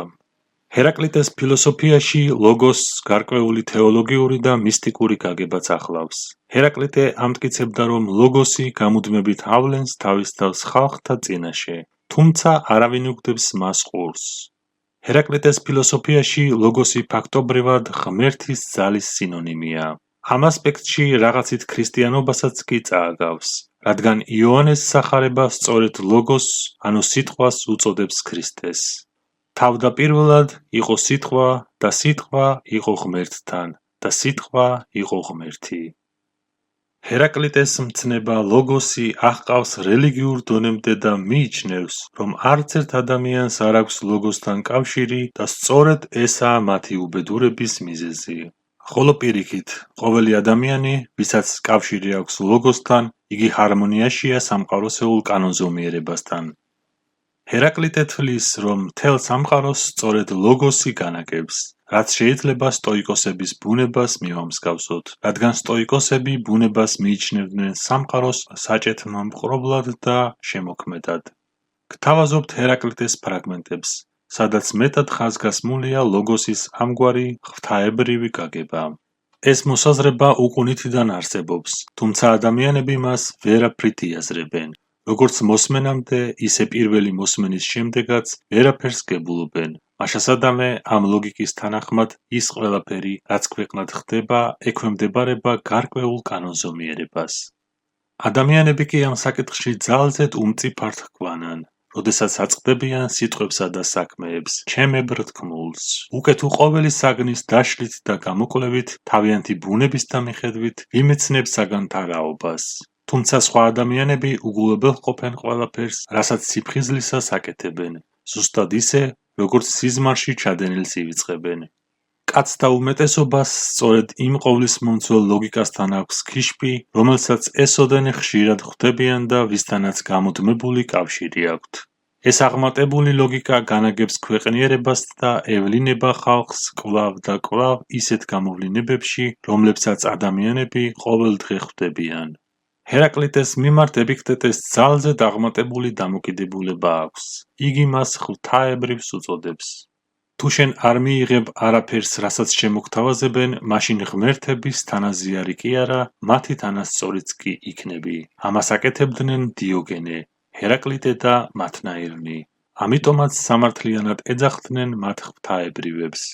რაც შეეხება სტოიკოსებს, ისინი ლოგოს ფაქტიურად ისე იყენებდნენ, როგორც დღეს ჩვენ ვიყენებთ სიტყვა ლოგიკას. ესე იგი გონივრულობა, აზროვნება, აზრობრივი თანმიმდევრობა და ასე შემდეგ. ეპიქტეტეც ხშირად ხმარობს ამ ტერმინს. ენქირიდიონის წიგნში ეს სიტყვა 12 ჯერაა ნახსენები. გადავიდეთ ტერმინზე ბუნება. ეს სიტყვა სტოიკოსებში ყველაზე აღმატებული ტერმინია და ხშირ შემთხვევაში შეგვიძლია მივიჩნიოთ როგორც ღმერთის სინონიმი. ჩვენს მიერ წარმოდგენილ ენქირიდიონის თარგმანში ეს ტერმინი ყველაზე ხშირ შემთხვევაში ითარგმნება როგორც სამყაროს კანონზომიერება ან ბუნების ჰარმონია. ასე რომ ყოველ ჯერზე, როდესაც ტექსტში შეხვდებათ კანონზომიერება ან ჰარმონია, დიდი ალბათობით თარგმანია სიტყვისა ბუნება. ამ ტერმინზე აღარ შევჩერდებით, რადგან თავად ენქირიდიონის ტექსტები ნათლად წარმოაჩენს მის აზრს. გთავაზობთ რამდენიმე ამონარიდს ეპიქტეტეს ტექსტიდან. არასდროს არ იტრაბახო რაიმე დადებითით, რაც არ არის შენი. თუ ცხენი დაიკვეხნი და იმის თქმით, რომ ლამაზია, ეს მისაღები იქნებოდა. თუმცა თუ შენ იტრაბახებდი იმით, რომ ლამაზი ცხენი გყავს, იცოდე, რომ ტრაბახობ რაღაც კარგით, რაც არა შენი, არამედ შენი ცხენის საკუთრებაა. რა არის რეალობაში შენი საკუთრება? ესაა აზრთა მოხმარება. ასე რომ, როდესაც შენ იყენებ იდეებს, რომლებიც ჰარმონიაშია კანონზომიერებასთან, მაშინ შეგიძლია, რომ დაიკვეხნო, რადგან ეს იქნება რეალურად რაღაც კარგი, რაც უთუოდ შენ გეკუთვნის. ხოლო მე რამ სურს, რომ გავუგო ბუნების კანონზომიერებას და მას მივყვე. ასევე ბუნების კანონზომიერებასთან დაკავშირებით ანგარიშგასაწევია მარკუს ავრელიუსის მიდგომა ამ საკითხთან. იგი თითქოს ღმერთის მიმართ ლოცულობსო ისე ესაუბრება ბუნებას. სამყარო, ის ყველაფერი, რაც შენთვის ჰარმონიულია, არც ჩემთვისაა დისჰარმონიული. ყველაფერი, რაც შენთვის დროულია, არც ჩემთვისაა ადრეული ან გვიანი. ბუნებავ, ყველაფერი, რაც შენს კალოთა ცლაში მწიფდება, ჩემდა სახმარად მწიფდება. ყველაფერი შენს საშოში იღებს დასაბამს, შენში არს, შენ გიბრუნდება.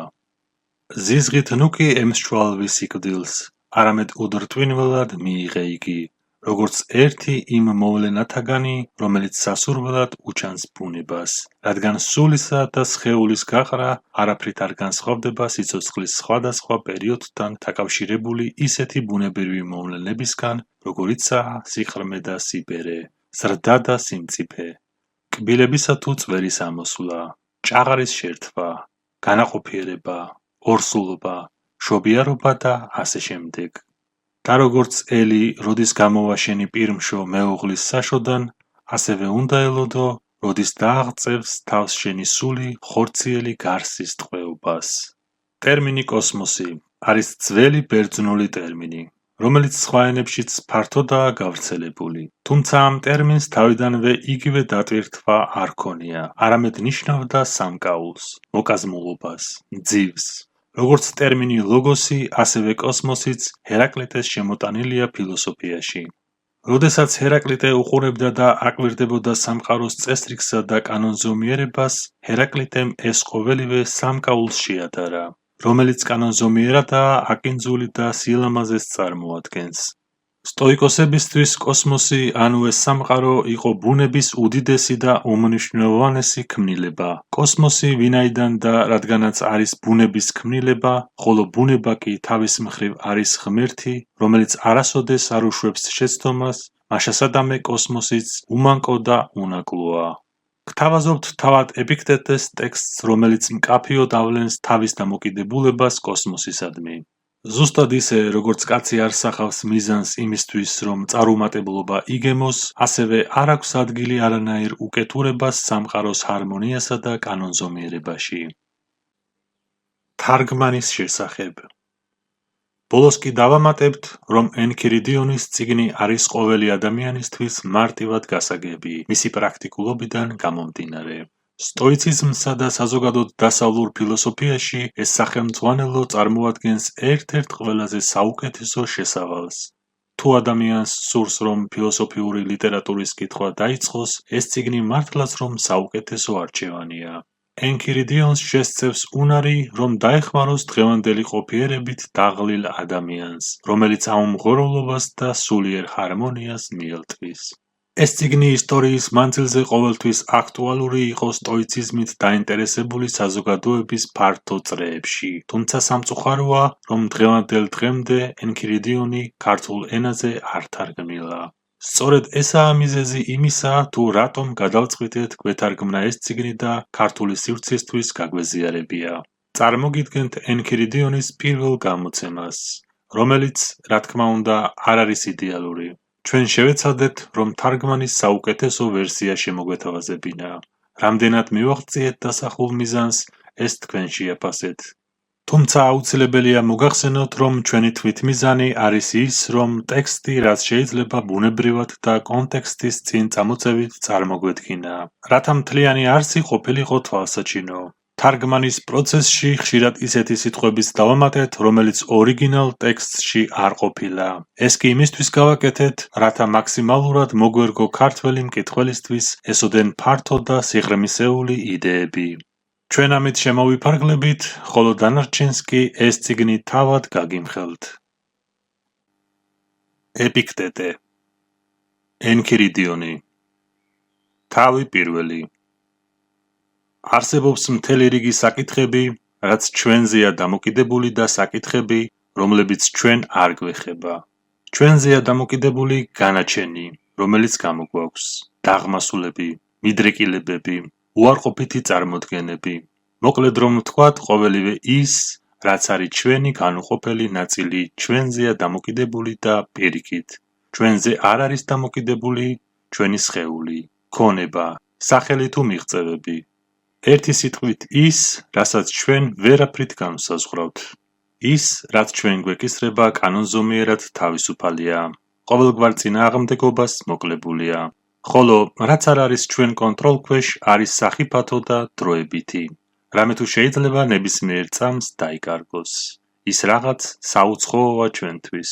ამრიგად მუდამ გახსოვდეს, რომ თუ ჩათვლი რაიმეს თავისუფლად, რაც მისი ბუნებით დამოკიდებულია და მიიჩნევ უცხოს შენად, ნახავ წინაღობებს.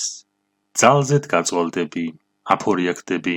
ამით შენ კაცსა და უფალსაც კი აუმხედრდები. თუმცა, თუ ჩათვლი შენად მხოლოდ იმას, რაც მართლაც შენია და უცხოდ იმას, რაც ისეც უცხოა, ვერავინ ვერასდროს იზემდგომლებს შენზე, ვერ შეგაბრკოლებს, არავის არ აუმხედრდები, არავის ზიანს არ მიაყენებ, არაფერს არ ჩაიდენ შენინების საპირისპიროდ, ვერავინ ვერ დაგაზიანებს, არ გეყოლება მტრები იმიტომ, რომ ვერანაირი სიავე შენამდე ვერ მოვა. შენ კი ასე რომ ესწრაფვი დიდებულ სიბრძნეს გახსოვდეს, რომ არ უნდა ესწრაფოდე ნებიერად.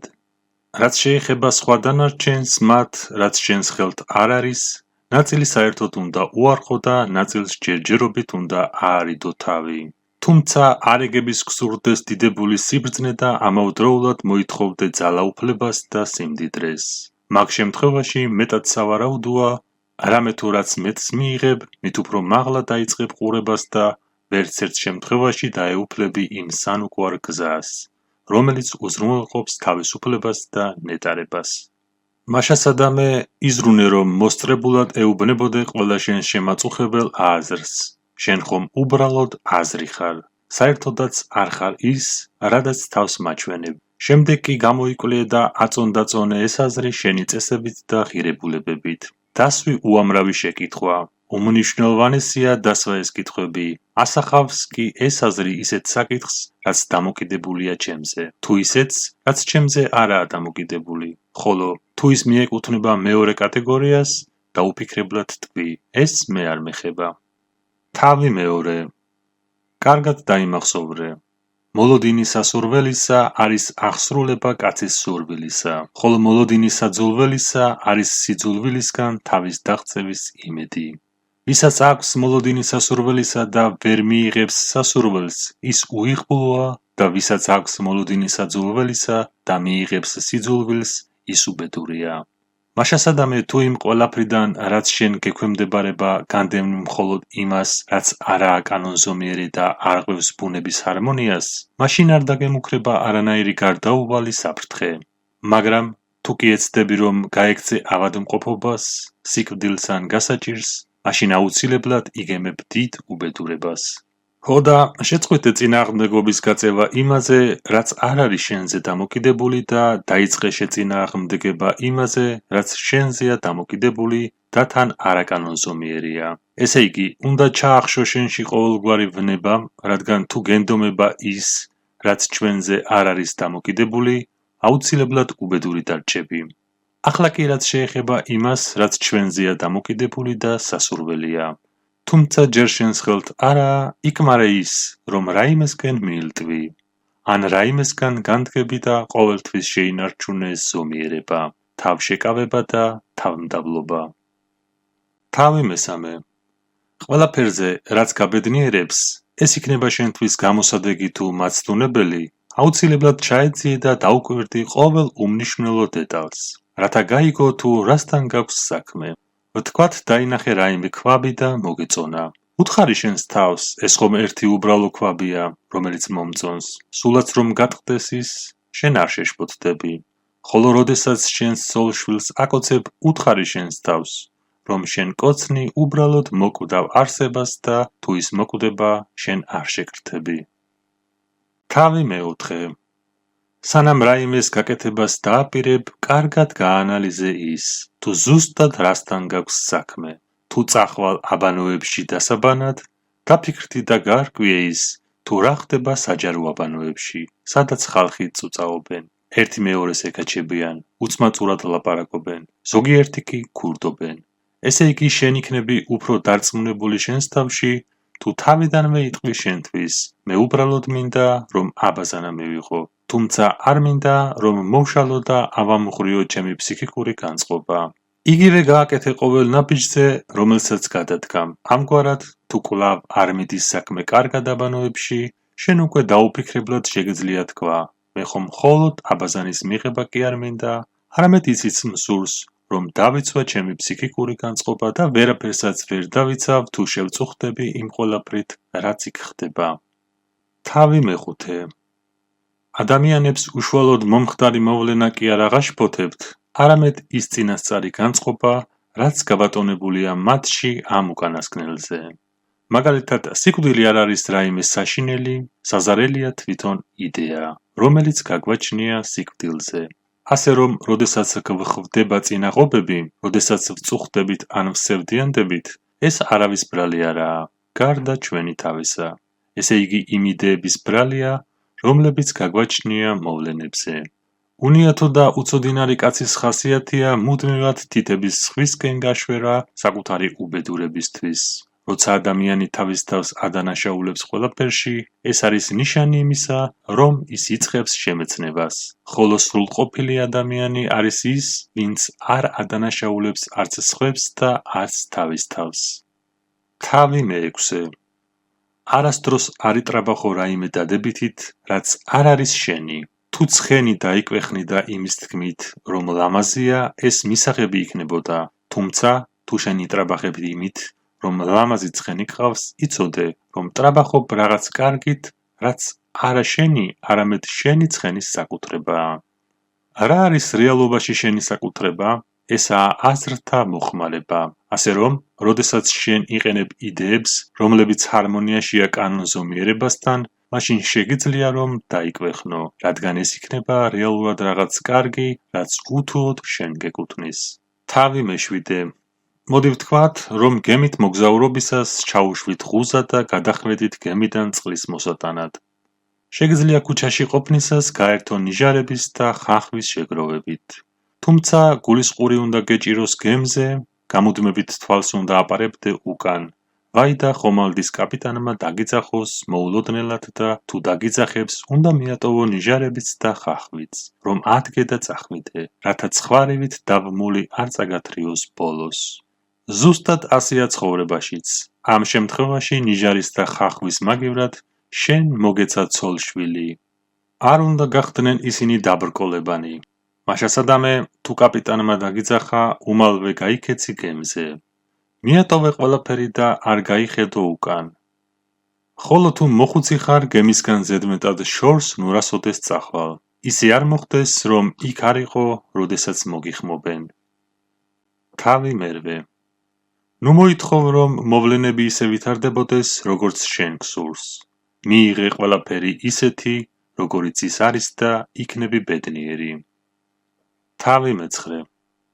დაავადება არის წინაღობა სხეულისთვის, მაგრამ არა თავისუფალი ნებისთვის. თუ რა თქმა უნდა, ამ უკანასკნელს არ სურს, რომ ის წინაღუდგეს. კოჭლობა კი არის წინაღობა ფეხისთვის, მაგრამ არა თავისუფალი ნებისთვის. ხო და ეს გაუმეორე შენს თავს ყოველ ჯერზე, როცა რაიმე ცუდი დაგემართება. ამით შენ დარწმუნდები, რომ ეს წინაღობები ყოველთვის რაღაც სხვასთანაა კავშირში და არა შენთან. თავი მეათე. რაც არ უნდა დაგემართოს, შენს თავს მიმართე. ეძიე შენში ძალა, რომ დაუპირისპირდე პრობლემებს. ამგვარად, თუ დაინახავ თვალწარმტაც გოგობიჭებს, იპოვი შენში ძალას, რომ თავშეკავებით გაუწიო წინააღმდეგობა მათ ცდუნებას. თუ ძალიან იღლები სამსახურში, შეძლებ მოთმინებისგან გამძლეობის მოპოვებას. ხოლო თუ შენ აბუჩად გიგდებენ, შეძლებ შენი გულკეთილობის გამოვლინებას. ამგვარად, თუ ამ წესს შეაჩვევ შენს თავს, ვერ იბატონებენ შენზე გარემოებები. თავი მეთერთმეტე. ნურას დროს იტყვი რაიმეზე ეს დავკარგე, არამედ თქვი, უკან დაბრუნდა. შენი შვილი გარდაიცვალა, ის უკან დაბრუნდა. შენი ცოლი გარდაიცვალა, ისიც უკან დაბრუნდა. შენი მიწის ნაკვეთი მიისაკუთრეს, ოდა ისიც უკან დაბრუნდა. შენ ალბათ იტყვი, კი მაგრამ საშინელმა კაცმა მიისაკუთრა ჩემი ნაკვეთი. რა შენი საქმეა, თუ ვისი საშუალებით მოითხოვს უკან ის, ვისაც აქვს შენთვის ეს ყოველივე მოცემული. რა ხნითაც გიტოვებს ადექი და მოუარე, როგორც ისეთ რამეს, რაც შენ არ გეკუთვნის. თითქოს დროებით სახლობდე რაიმე სასტუმროში. თავი მე-12. იმისათვის, რომ ნორმალური წინსვლა განიცადო, საჭიროა, რომ თავიდან მოიშორო ამდაგვარი ფიქრები. თუ ჩემ ქონებას მოუვლელს დავტოვებ, არ მექნება სასიცოცხლო წყარო. თუ არ დავსჭი ჩემს მონას, გამეეშმაკდება. უმჯობესია შიმშილით მოკვდე ისე, რომ სევდისა და ტკივილის გარეშე გქონდეს გატარებული ცხოვრება, ვიდრე ფუფუნებაში ცხოვრობდე შეწუხებული სულით.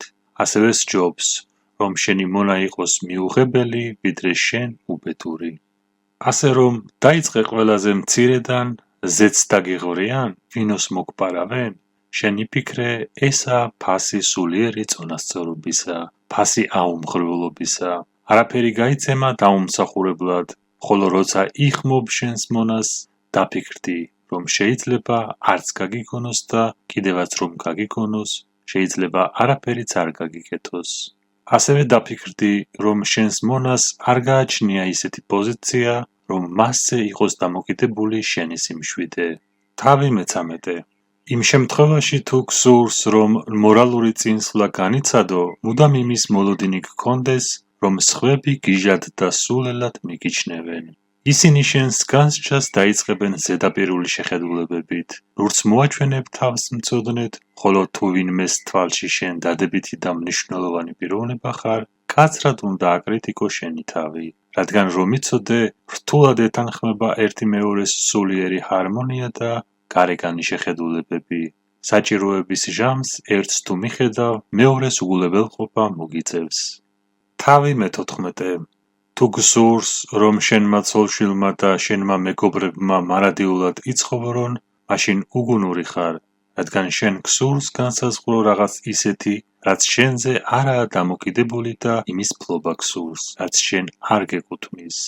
შენ ასევე სულელი ხარ თუ გსურს, რომ შენი მონა იყოს სამაგალითო, რადგან გსურს, რომ არასრულყოფილება არ იყოს არასრულყოფილება, არამედ რაღაც სხვა, ხოლო თუ გინდა, რომ არ იგემო წარუმატებლობა იმაში, რაც გსურს, მაშინ ეს შენზეა დამოკიდებული, ასე რომ შეიზღუდე თავი შენი და გააკეთე მხოლოდ ის, რაც ძალგიც.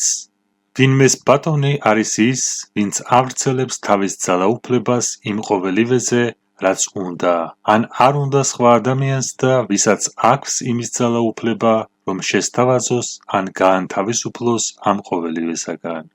ესე იგი, თუ ვინმე ინება, რომ იყოს თავისუფალი, არც უნდა ისურვოს და არც უნდა სძაგდეს ის, რაც სხვაზეა დამოკიდებული. სხვა შემთხვევაში ის ფაქტიურად მათი მონა იქნება. თავი მე-15.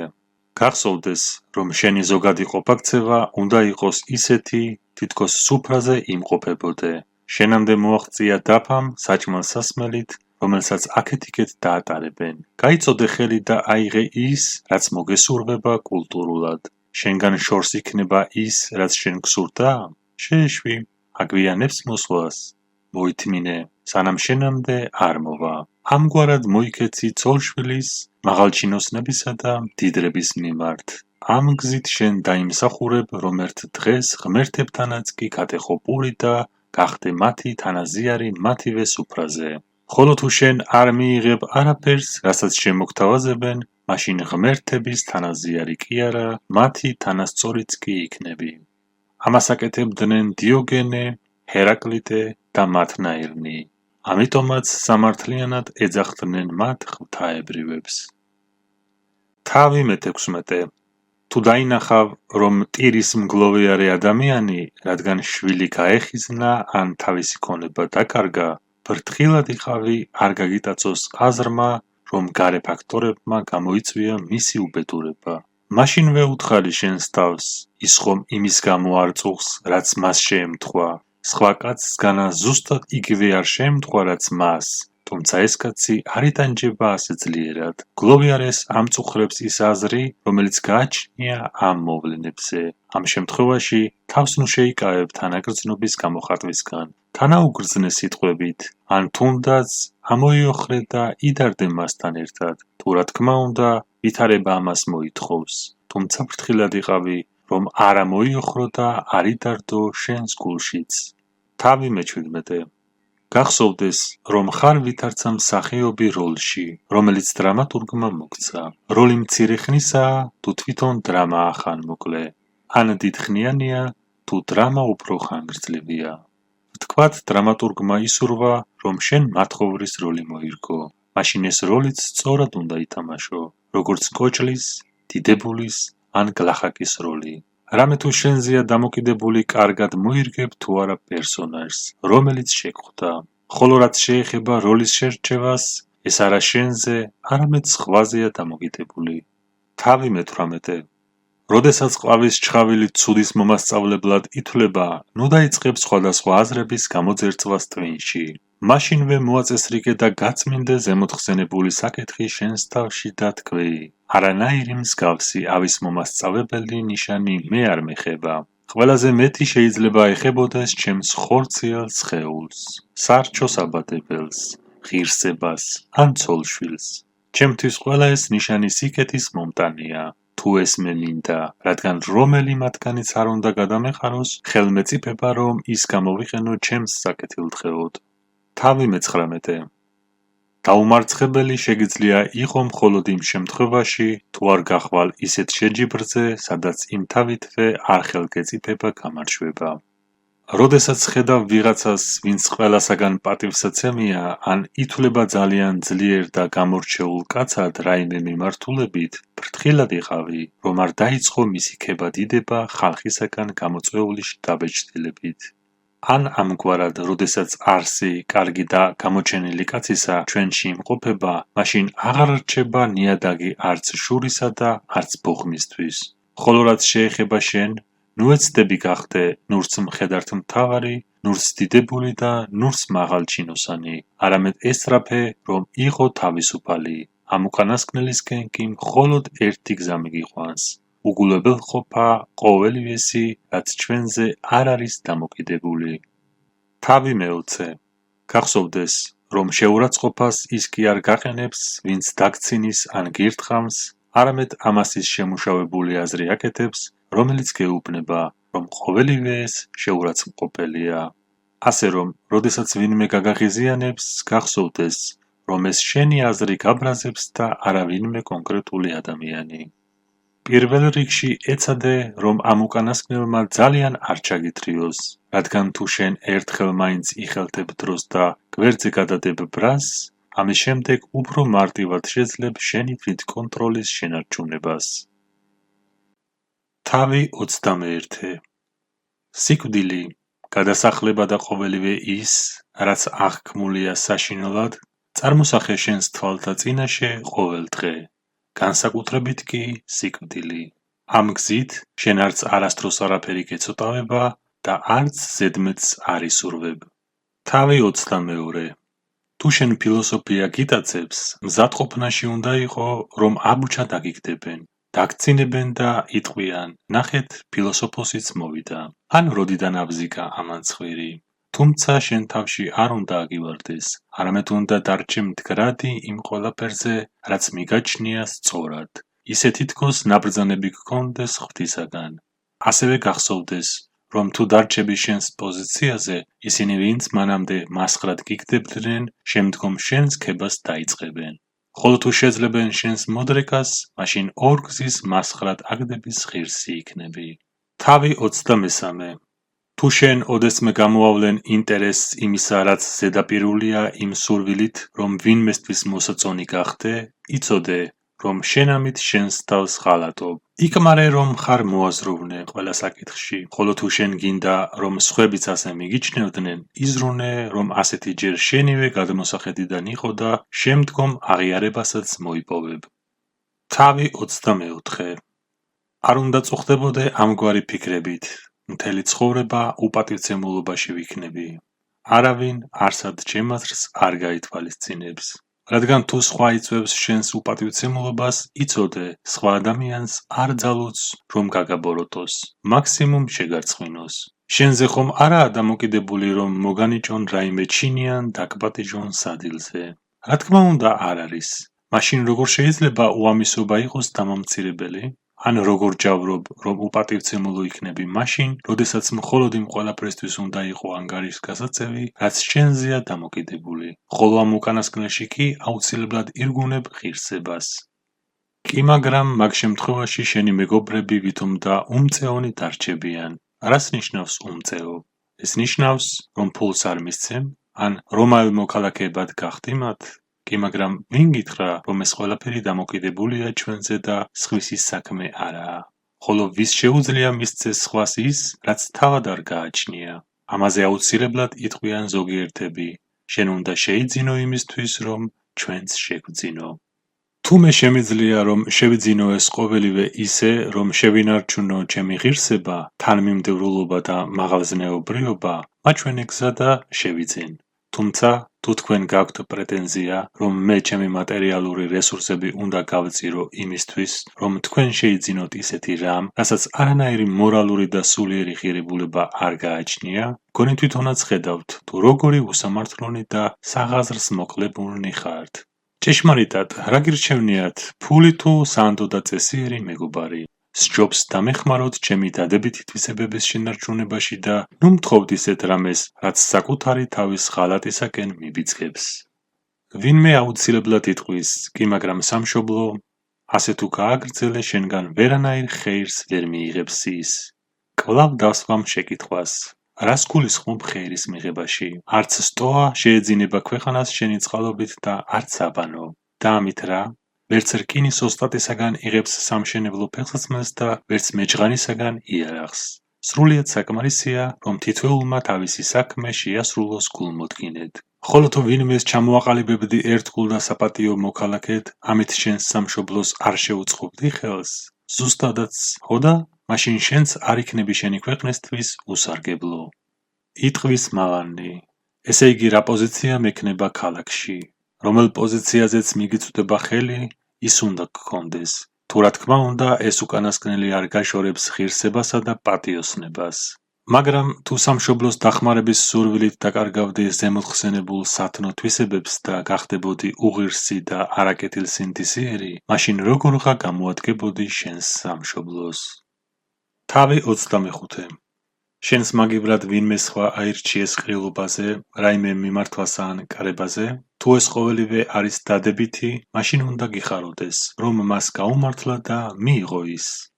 ამგვარად, თუ ესაა უარგისი, იმთავითვე არ უნდა დამწუხრდე, რადგან ასეთი ცუდი რამ შენ არ შეგემთხვა. ასევე გახსოვდეს, არ ეგების მოელოდე სხვათა მსგავს სიამეს, რამე თუ შენ არ ირჯები ისეთი რამის შესაძენად, რაც შენზე არაა დამოკიდებული. რეალურად როგორაა შესაძლებელი თანაბარი ამბიციები ჰქონდეთ მათ, ვინც დიდ დროს ატარებს დიად და კარზე და ვინც საერთოდ არ ატარებს დროს მათთან. ან ვინც მათ არ მიჰყვება და ვინც მიჰყვება, ან და ვინც არ ასხავს მათ ხოტბა დიდებას და ვინც ასხავს. უსამართლო და გაუმაძღარი იქნება თუ გენდომება დაიკმაყოფილო ეს ამბიციები, შესაბამისი საფასურის გადახდის გარეშე. რა ღირს სალათის ფურცელი, მაგალითად ერთი ობოლისი. თქვათ ვინმემ გადაიხადა ობოლისი, რათა ეყიდა სალათის ფურცელი. მაშინ როდესაც შენ არ გადაგიხდია და არ გიყიდია ის. ამ შემთხვევაში შენ არ უნდა გეგონოს, რომ რაიმე უპირატესობა აქვს შენზე იმას, ვინც ეს უკანასკნელი იყიდა. რადგან პრაქტიკულად, როგორც იმას აქვს სალათის ფურცლები, ისე შენ გაქვს ობოლისი, რომელიც არ გადაგიხდია. იგივე პრინციპი მოქმედებს ცხოვრებაშიც. არ დაგპატიჟეს რაიმე საერთო ყრილობაზე. ეს ხდება იმიტომ, რომ არ მიგიცია საფასური მასპინძლისთვის, რომელიც აორგანიზებს ყრილობას და ვახშმის სუფრას. ამ შემთხვევაში კი საფასური არის მლიქვნელობა, რომელიც კეთილსურნელებაა მისთვის. მიეცი მას, რასაც ითხოვს, თუ შენ დარწმუნებული ხარ იმაში, რომ შენი იქ დაპატიჟება შენს ინტერესებს ემსახურება. თუმცა თუ გსურს, რომ არც საფასური გადაიხადო და ამავდროულად გეპატიჟებოდნენ ვახშამსა და ყრილობებზე, მაშინ შენ ბრიყვი და გაუმაცხარი ხარ. ესე იგი განა ვერაფერი შეძლებს, რომ აანაზღაუროს იმ ვახშმის სუფრა, რომელზეც ვერ მოხვდი, და მაინც გამარჯვებად გეთვლება, რომ მლიქვნელურად არ აქედაადიდე ის, ვინც არ გსურდა, რომ გექო და ასევე არც მისი კარისკაცებით შეგიწუხებია თავი. თავი 26. ჩვენ იმაში შეგვიძლია გამოვავლინოთ ნება ბუნების კანონზომიერებისა, რაშიც თავს არ განვასხვავებთ სხვებისაგან. მაგალითად, თუ სხვა ადამიანის მსახური გატეხავს ჭიქას, დაუფიქრებლად ვამბობთ, ხდება ხოლმე. მაშინ შენც იგივე რეაქცია უნდა გქონდეს თუ შენი ჭიქაც გატყდება, როგორი რეაქციაც სხვისაზე გქონდა. ეს წესი უნდა შეასრულოს სხვა, უფრო მნიშვნელოვან საკითხებზეც. მაგალითად, გარდაიცვალა ვინმეს შვილი ან ცოლი, უკლებლივ ყველა, გამონაკლისის გარეშე, მაშინვე იტყვის, რა არის ადამიანი? ხოლო როდესაც ადამიანი თავის ახლობელს დაკარგავს, უმალვე იწყებს მოთქმას, მესაწყალი და გაუბედურებული. ამგვარად ჩვენ, ამოხრაგოდების მაგივრად, უნდა გვახსოვდეს ის, თუ რა რეაქცია გვაქვს, როდესაც იგივე სხვას ემართება. თავი 27. ზუსტად ისე, როგორც კაცი არ სახავს მიზანს იმისთვის, რომ წარუმატებლობა იგემოს, ასევე არ აქვს ადგილი არანაირ უკეთურებას სამყაროს ჰარმონიასა და კანონზომიერებაში. თავი 21. თუ კი შენივე სხეულს მიანდობ ნებისმიერ გამლელს, შენ აუცილებლად შეწუხდები. შენ კი, მიუხედავად ამისა, თუ არ გრცხვენია, რომ საკუთარ ფსიქიკას ნებისმიერ გამლელს ანდობ, რამე თუ გარდაუვალია, რომ შენ ამით შეწუხდები და აფორიაქტები. თავი 29. სანამ რაიმეს წამოიწყებ, თავიდანვე უნდა გაიაზრო მისი წანამძღვრები და შედეგები. ხოლო სხვა შემთხვევაში, როდესაც რაიმეს წამოიწყებ, დასაწყისში დიდი ენთუზიაზმით აღივსები, რადგან არ გექნება საფუძვლიანად გაანალიზებული ის, თუ რა შედეგი შეიძლება მოჰყვეს მას. ამის შემდეგ კი, როცა რაიმე სირთულეს გადაიყრები ამ საქმეში, დანებდები და ვარსიტყვი გაგრძელებაზე, დიდი სირცხვილით გარემოცული. გსურს, რომ ოლიმპიურ თამაშებში გაიმარჯვო, მეც ღმერთებს გეფიცები, მშვენიერი იქნებოდა. თუმცა, სანამ იმოქმედებ, უნდა გათვალო მისი წანამძღვრები და შედეგები. თუ ამ უკანასკნელის მიღწევა გინდა, დაგჭირდება, რომ იცხოვრო უდრეკი თავშეკავებულობით და მკაცრი დიეტით. არ უნდა ჭამო ტკბილეული, უნდა ივარჯიშო ძლიერი ნებისყოფითა და სისტემატიურობით, სიცხესა თუ სუსხში. არ უნდა დალიო ცივი და ღვინო ყოველთვის, როცა მოგინდება. უნდა უჯერებდე მწვრთნელს, როგორც უჯერებ ექიმს. შემდეგ კი მოედანზე მიწის თხრას უნდა შეუდგე. ხანდახან შეიძლება ხელები მოგძვრეს დაღლილობით, ფეხები დაგეჭიმოს, ყლაპო უამრავი მტვერი და არაა გამორიცხული, რომ ერთხელ აიღონ მათრახე და ძლიერად გაგროზგონ. და ამ ყველაფრის შემდეგ არც ისაა გამორიცხული, რომ დამარცხდე. როდესაც ამ ყველაფერს აწონდაწონი და კვლავ გენდომება ამის გაკეთება, მაშინ დაკავდი ათლეტიზმით. ხოლო სხვა შემთხვევაში შენ მოიქცევი როგორც პატარა ბავშვი, რომელიც ხან მოჭიდავეებს, ხან გლადიატორებს, ხან მუსიკოსებს და ხანაც ტრაგიკოსებს ბაძავს. ასევე შენც ხან იქნები ათლეტი, ხანაც გლადიატორი, შემდგომ ორატორი და ფილოსოფოსი, მაგრამ შინაგანად შენ იქნები არაფერი.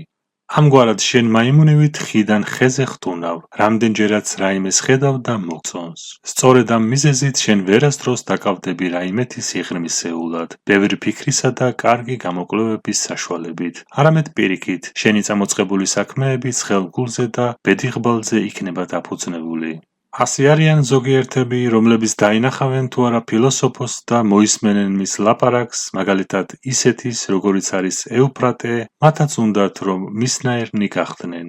ადამიანო, ჯერ კარგად გაარკვიე ამ საგნის ბუნება, შემდეგ კი შენი ბუნება შეიცანი სიღრმისეულად, რათა გაიგო, გაუძლებ თუ არა ამას. გინდა რომ პედათლოს ათლეტი ან მოჭიდავე იყო. შეხედე შენს მკლავებს, ბარძახებს და გასინჯე შენი წელი, ყოველივე არის შექმნილი გარკვეული მიზეზით. ნუ თუ შენ გაქვს შთაბეჭდილება, რომ თუ კი შენ ამას მიაღწევ, ფილოსოფოსი გახდები, შეძლებ ჭამო იგივე, დალიო იგივე, გსურდეს და გძულდეს იგივენაირად, როგორც მანამდე. პირიქით, საჭირო იქნება, რომ ღამეები გაათენო, ძლიერ დაიკანცო, მიატოვო შენი ახლობლები და მეგობრები. გულციობა და უყურადღებობა მიიღო ახალგაზრდა მონებისაგან და შენზე იცინონ ადამიანებმა ქუჩაში. ყველგან ყველაზე ქვემოთ მოექცევი, ღირებულებებში, წოდებებში, სასამართლოებში, ან სხვა გაცილებით უფრო მარტივ და უბრალო საკითხებში. დაფიქრდი ამ საკითხებზე თუ გინდა, რომ დაეპატრონო აპათიას, თავისუფლებას და აუმღრელობას, ვითარცა ფილოსოფიის სასხაურს. სხვა შემთხვევაში კი შორს დარჩები მისგან. ნუ მოიქცევი ბავშვურად, ახლა ფილოსოფოსი ვიქნები, მერე მებაშე, შემდეგ რიტორიკოსი, მას შემდეგ კი კეისრის კომისარი. ეს ყოველივე ერთი მეორეს არ შეეფერება. ყოველთვის უნდა იყო ერთი კონკრეტული სახის ადამიანი, კარგი ან ცუდი. ან შენი სულიერი აღმატებულობა უნდა დაამუშავო და დახვეწო, ან გარეგნული და ზედაპირული საზრუნავები. უნდა ზრუნავდე ან შენს შინაგანზე, ან გარეგანზე. სხვა არის ფილოსოფოსი და სხვა ჩვეულებრივი ადამიანი. თავი 30. ზოგადად მოვალეობები განისაზღვრება ურთიერთობებით. მამა შენია, ვალდებული ხარ, რომ მოუარო, ყველაფრით უზრუნველყო, აიტანო საყვედური და ცემა. მაგრამ ის ხომ ცუდი მამაა? კი, მაგრამ რომელს განსაზღვრავს ბუნება, იმას რომ გყავდეს კარგი მამა თუ იმას, რომ უბრალოდ გყავდეს მამა. ჩემი ძმა არასამართლიანად მიქცევა. ამ შემთხვევაში შენ მასთან უნდა გეკავოს ის პოზიცია, რაც შენთვის სავალდებულოა და არ უნდა აქცევდე ყურადღებას თუ რას აკეთებს იგი. არამედ ყურადღება უნდა გაამახვილო იმაზე, თუ რა გევალება რომ გააკეთო შენ. ეს კი იმისთვის, რათა შენი სულიერი განწყობა იყოს თანხმობაში ბუნების განკარგულებასთან. არავის არ შეუძლია რომ ზიანი მოგახენოს თუ ეს შენ თავად არ გინდა, რადგან შენ დაგაზიანებს მხოლოდ მაშინ, თუ ჩათვლი რომ გაზიანებენ. მაშასადამე შენ გაიგებ თუ რა არის შენი მოვალეობა, მეზობლის, თანამემამულის ან ოფიციალური პირის მიმართ, თუ ისწავლი რა გავალია ურთიერთობებში. თავი 31. იცოდე, რაც შეეხება ღვთისმოსაობას, ყველაზე მნიშვნელოვანია, რომ სწორი აღქმა გქონდეს ღმერთებისა, რომ ისინი არსებობენ და ყველაფერს განაგებენ კარგად და სამართლიანად. შესაბამისად, შენ უნდა ემორჩილებოდე მათ, უსმენდე, რაც არ უნდა მოხდეს და მათი მიმდევარი უნდა იყო იმ რწმენით, რომ ეს უკანასკნელნი ყველაფერს მშვენივრად ასრულებენ. თუ კი საკითხს ასე მიუდგები, არასდროს აუმხედრდები ღმერთებს და არც დაადანაშაულებ იმაში, რომ ისინი ყურადღებას არ გაქცევენ. ხოლო სხვა გზა იმისთვის, რომ ამას მიაღწიო, ფაქტიურად არ არსებობს. თუ არ ჩავთვლით იმას, რომ განთავისუფლდე ყოველივესაგან, რაც ჩვენს ხელთ არაა და განსაზღვრავდე კარგს თუ ცუდს მხოლოდ იმის მიხედვით, რაც ჩვენზეა დამოკიდებული. ესე იგი, თუ კარგად ან ცუდად აღიქვამ ნებისმიერ რამეს თავიდანვე პირველადი შთაბეჭდილებებით, მაშინ გარდაუვალია, რომ როდესაც კრახს იწვნიებ რაიმე შენთვის სანუკვარ საკითხში, ან რაღაცა შეგემთხვევა შენი სურვილის საპირისპიროდ, ყველაფერს დააბრალებ იმას, რასაც ჩათვლი ამაში პასუხისმგებლად და მოიცულებ მას. ლოგიკურია, რომ ყოველი ცოცხალი არსება ბუნებრივად განერიდება და თავს შორს იჭერს იმისაგან, რაც საზიანოდ გამოიყურება და ასევე იმისაგან, რაც მისი გამომწვევი მიზეზია. საპირისპიროდ კი მიელთვის ყველაფერს, რაც სასარგებლოდ მიაჩნია, მის გამომწვევ მიზეზებთან ერთად. ამგვარად შეუძლებელია ის, ვინც თვლის, რომ ზიანდება სიხარულით ხვდებოდეს იმას, რასაც აბრალებს ზიანს, რომელიც მან მიიღო. ასევე შეუძლებელია, რომ უხაროდეს იგივე დაზიანებისთვის. ამიტომაც ვხედავთ შვილს, რომელიც თავის მამას ლანძღავს, როდესაც ესე იგი არ გადასცემს თავის ბავშვს ისეთ რამეს, რაც სასარგებლოდ მიაჩნია. ეს სწორედ ისაა, რამაც პოლინიკესი და ეტოკლესი ერთმანეთის მტარებად აქცია. მათ სჯეროდათ, რომ ტირანული მმართველობა დადებითი იყო. ამიტომაც არის, რომ მიწათმოქმედი, მეზღვაური, ვაჭარი, ვინც კი კარგავს თავის ძოლშვილს, ღმერთებს წყევლის. რამე თუ სადაც ეს აწყობთ, სწორედაც იქ არის ღვთისმოსაობაც. მაშასადამე, ვინც უზრუნველყოფს, რომ მიელთვოდეს ან განერიდებოდეს ამ ყველაფერს ისე, როგორც საჭიროა, სწორედ ის ჩაითვლება ჭეშმარიტ ღვთისმოსავად.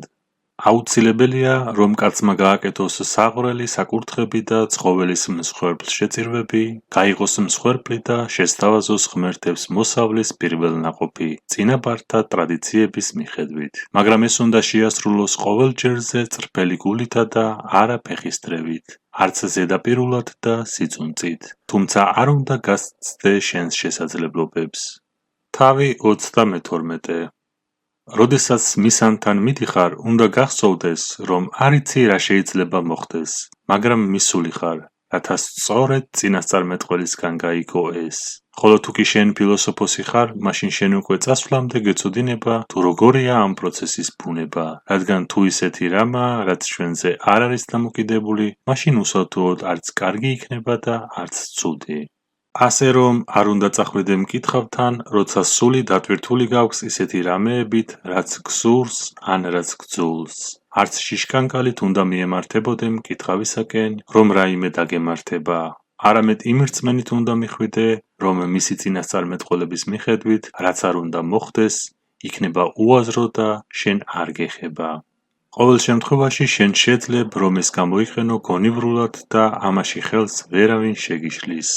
მაშასადამე ღმერთების რჩევას უშიშრად ესწრაფვოდე, ხოლო შემდგომ, როდესაც მშხიბავისაგან რჩევას მიიღებ, დაფიქრდი იმაზე, თუ ვინ შეიძლება იყოს იმ რჩევის უკან და ვის მიმართ გამოიჩენ უნდობლობას, თუ გადაუხვევ მათ რჩევებს. წინასწარმეტყველთან უნდა წახვიდე ისე, როგორც სოკრატე, მხოლოდ იმ შემთხვევაში, როცა გარკვეული პრობლემის გადაჭრა დაკავშირებულია ისეთ ენერგიასთან, რომელსაც ვერც ლოგიკა და ვერც რაიმე სხვა საშუალება ცხადყოფს. ასე რომ, როდესაც საჭირო გახდება, რომ შენი მეგობრის ან სამშობლოს გულისთვის საფრთხეში ჩაიგდო თავი, ნუ გაიქცევი სამკითხაოდ იმის გასარკვევად, უნდა გამოამჟღავნო თუ არა შენი სულის კვეთება. რადგან თუ წინასწარმეტყველი გაგაფრთხილებს, რომ ნიშნები, რომლებსაც ხედავს, ავის მომასწავლებელია, აშკარაა, რომ ეს ხილვები მიანიშნებს სიკვდილზე, სხეულის რომელიმე ნაწილის დაკარგვასა ან გადასახლებაზე. თუმცა ლოგიკა ყველაფრის მიუხედავად მიგვითითებს, რომ აუცილებლად უნდა დაუდგე გვერდში მეგობარს ან საფრთხეში ჩაიგდო თავის სამშობლოს გამო. ხოლო არ დაგავიწყდეს, რომ ყველაზე დიდმა წინასწარმეტყველმა, მაიმუნმა აპოლონმა, გააგდო ტაძრიდან კაცი, რომელმაც გაქცევით უშველა თავს, როდესაც მის მეგობარს კლავდნენ. თავი 33.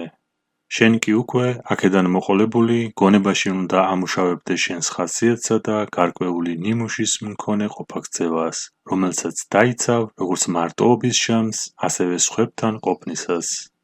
ხოლო უმეტეს დროს ან მდუმარე იყავი, ან ილაპარაკე მხოლოდ ის, რაც აუცილებელია, თუმცა ლაკონურად. გარდა ამისა, როდესაც გარკვეულ შემთხვევაში სიტუაცია მოითხოვს, რომ ილაპარაკო, დაილაპარაკე, თუმცა ერიდე ჩვეულებრივ გაცვეთილ თემებზე საუბარს. არა გლადიატორთა ორთა ბრძოლებზე, არა იპოდრომებზე, არა სპორტსმენებზე, არა საჭმელ-სასმელზე, რომლებიც ყოველდღიურ ჩვეულ თემად მიიჩნევა. უპირველეს ყოვლისა, ერიდე საუბარს სხვა ადამიანებზე იმისთვის, რომ შეურაცხო, განადიდო ან დაატოლო ერთმანეთს. თუ კი შანსი ჩაგივარდება ხელში, შენი სიტყვების წყალობით გადაიყვანე შენი თანამოსაუბრეები რაიმე მნიშვნელოვან თემაზე. ხოლო თუ ისე მოხდა, რომ უცოდინარ ადამიანებთან ერთად გიწევს გარკვეული დროის დაყოფა, მაშინ მდუმარედ დარჩი. არ იცინო ბევრი, არც ყოველ წვრილმანზე და არც თავშეუკავებლად. მოერიდე დაფიცებას, თუ საშუალება გაქვს, სრულიად, ხოლო თუ არ გაქვს საშუალება, მაშინ რამდენადაც შეგიძლია. უარყავი დროს წარება უხამს ხალხთან, ხოლო თუ ოდესმე ვერ შეძლებ, რომ თავი შორს დაიჭირო მათგან, ყურადღება გაფაციცებული უნდა გქონდეს, რომ შენც არ ჩაგითრიონ თავიანთ იდიოტიზმში, რადგან იცოდე, რომ თუ კაცი ბინძურია, ისიც აუცილებლად გაისვრება, ვინც მას გვერდით უდგას. რამდენად სუფთაც არ უნდა იყოს ეს უკანასკნელი. დააკმაყოფილე ის საჭიროებები, რომლებიც შენი სხეულისთვისაა აუცილებელი: საჭმელი, სასმელი, ტანსაცმელი, თავშესაფარი, მონამხევლები, მხოლოდ სასიცოცხლოდ აუცილებელი რაღაცეებით. ხოლო ერთხელ და საბოლოოდ ამოიგდე თავიდან, რამდენადაც ამის საშუალება გექნება, მოერიდე ხორციელ ვნებებს ქორწინებამდე. ხოლო თუ მაინც ჩაიდენ მსგავს საქციელს, საზღვარს ნუ გადააჭარბებ. გარდა ამისა, ნუ გახდები უკმაყოფილო ან მიმთითებელი მათთან, ვინც ამას აკეთებს. ასევე ნუ იტრაბახებ იმით, რომ შენ მსგავსად არ იქცევი. თუ შენთან მოვა მამანი და გეტყვის, რომ ესა და ეს კაცი შენზე ჭორაობს და შეურაცხყოფას გახენებს, ნუ დაიწყებ თავის მართლებას, არამედ უპასუხე, როგორც ჩანს, ჩემს სხვა ნაკლებს ვერ ამჩნევს, თუ არადა მხოლოდ მაგათ არ გეტყოდა. არაა აუცილებელი, რომ ხშირად იარო საჯარო სანახაობებზე, ხოლო თუ ისე მოხდა, რომ ასეთ ადგილზე გიწევს წასვლა, ისეთ შთაბეჭდილებას უნდა ტოვებდე, რომ არაფერზე აკეთებ ფოკუსირებას გარდა შენი თავისა. მოკლედ რომ ვთქვათ, უნდა გინდოდეს, რომ მოხდეს მხოლოდ ის, რაც მოსახდენია და გამარჯვებული გამოვიდეს მხოლოდ ის, ვინც იმარჯვებს. ამგვარი მიდგომით არასდროს დამწუხრდები. სრულიად უნდა განერიდო ხმაურიან, სასაცილო თუ ზედმეტად გულისამაჭუხებელ სანახაობებს. ხოლო როდესაც წამოხვალ, ნუ დასვავ ბევრ კითხვას იმაზე, თუ რა მოხდა იქ შენი არყოფნისას. რამე თუ ეს ყოველივე შენ სულიერ წინსვლაზე არანაირ გავლენას არ მოახდენს. ისე წარმოაჩინე სხვების დასანახად თითქოს დიდად მოხიბლული ხარ ამ სანახაობით.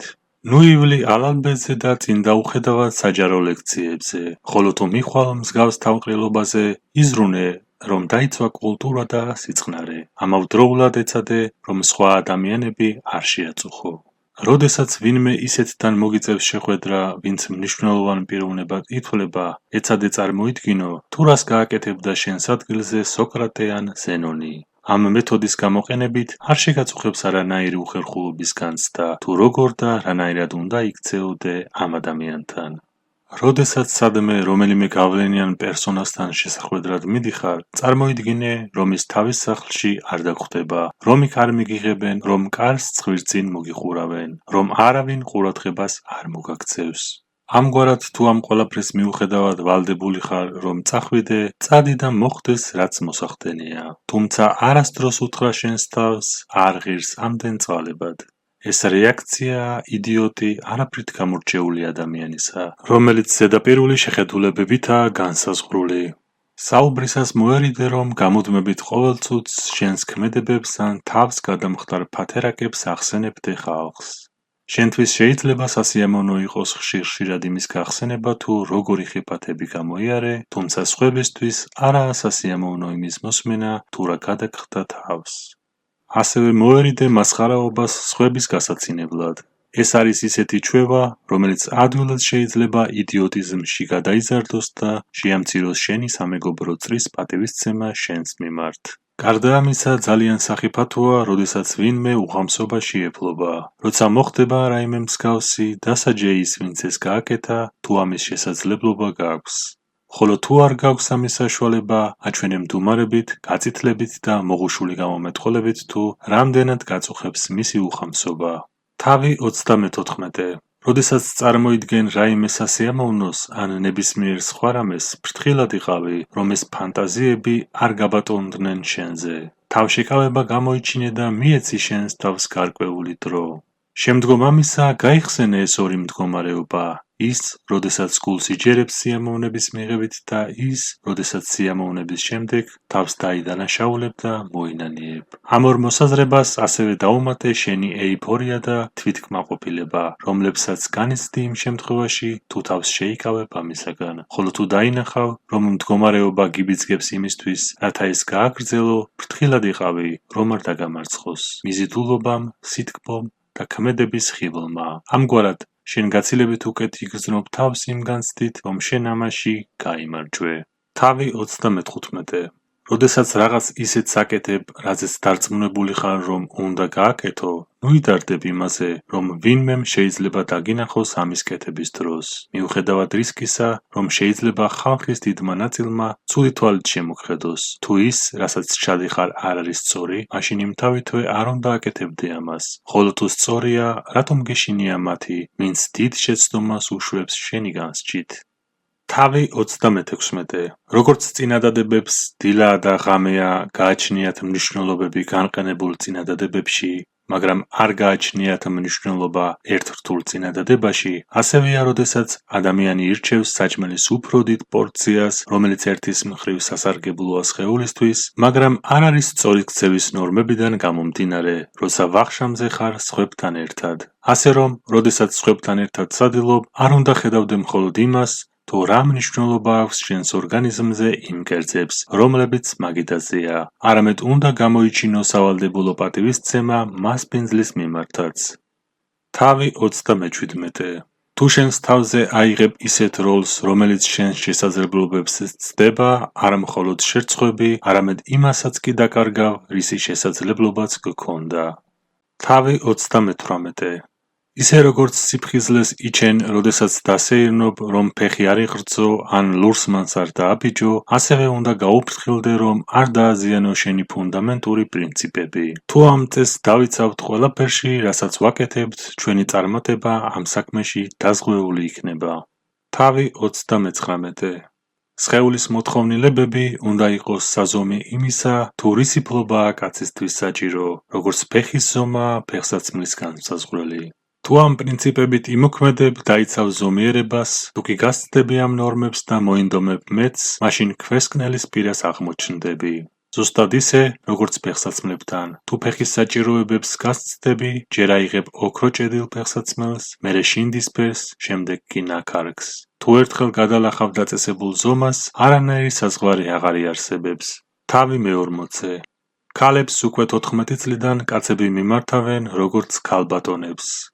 ხოლო ეს ქალბატონები, როდესაც ხედავენ, რომ სხვა არაფერი აქვთ გასაკეთებელი, კაცებთან კოტრიალის გარდა, იწყებენ გამოპრანჭვას და თავის გალამაზებას. ისინი ამ უკანასკნელზე აყრდნობენ თავიანთ იმედებს. მეტად სწორი იქნებოდა, თუ ვაგრძნობინებდით მათ, რომ ის, რაც ფასეულს ხდის ქალებს, არის წესრიგი და მოკრძალება. თავი 41. ჭკუანაკლულობის ნიშანია, როდესაც ადამიანი გამუდმებით თავისი სხეულითაა დაკავებული. ბევრი ვარჯიში, ჭამასმა, საკვების მონელება, სექსუალური ჟინის დაკმაყოფილება. უმჯობესია, რომ ეს ყველაფერი გააკეთო მეორეხარისხოვნად. მთელი ჩვენი ზრუნვა უნდა მივმართოთ სულიერებაზე. თავი 42. როდესაც ვინმე ცუდ რამეს გაგიკეთებს, ან იჭორავებს შენზე და შეურაცხყოფს, გახსოვდეს, რომ ეს ადამიანი ამ ცუდ საქციელს თავის მოვალეობად მიიჩნევს. ესე იგი, ის არ მისდევს იმ პრინციპებს, რასაც შენ სწორად მიიჩნევ, არამედ მიჰყვება იმ პრინციპებს, რასაც თავად თვლის მართებულად. ასე რომ ის ადამიანი დამარცხებული გამოდის, რადგან მცდარია. იგივეა, როდესაც მავანნი რაიმე მართებულ მოსაზრებას ნაკლოვანად და მცდარად ჩათვლის. მოსაზრებას ამით არაფერი ემართება, ზიანდება მხოლოდ ის, ვინც მცდარ აზრებში ჩავარდა. თუ კი შენ ამ პრინციპით აივსები, თავაზიანად მოეპყრობი იმას, ვინც შეგაგინებს, უბრალოდ თქვი ყოველ ჯერზე, ეს მისი გადმოსახედია. თავი 43. ნებისმიერ რამეს გააჩნია ორი ხელჩასაჭიდი ურდული. ერთი მხრიდან კაცს შეუძლია, რომ ჩამოსწიო, ხოლო მეორე მხრიდან კი არა. ვთქვათ, შენი ღვიძლი ძმა უსამართლოდ გექცევა. ნუ დაინახავ მხოლოდ მის უსამართლობას. ამ შემთხვევაში სხვა მხრიდანაა ხელჩასაჭიდი. გაიხსენე, რომ ის არის შენი ღვიძლი ძმა, რომ ერთად გაიზარდეთ. ურდულს აქედან უნდა ჩასჭიდო ხელი. თავი 44. მე შენზე მდიდარი ვარ, მაშასადამე შენზე აღმატებულიც ვარ. მე შენზე ენამოსწრებული ვარ, მაშასადამე შენზე აღმატებულიც ვარ. ეს ყველაფერი საღაზრს მოკლებულია, უფრო ლოგიკური ასე იქნებოდა. მე შენზე მდიდარი ვარ, მაშასადამე ჩემი ქონება შენსაზე დიდია.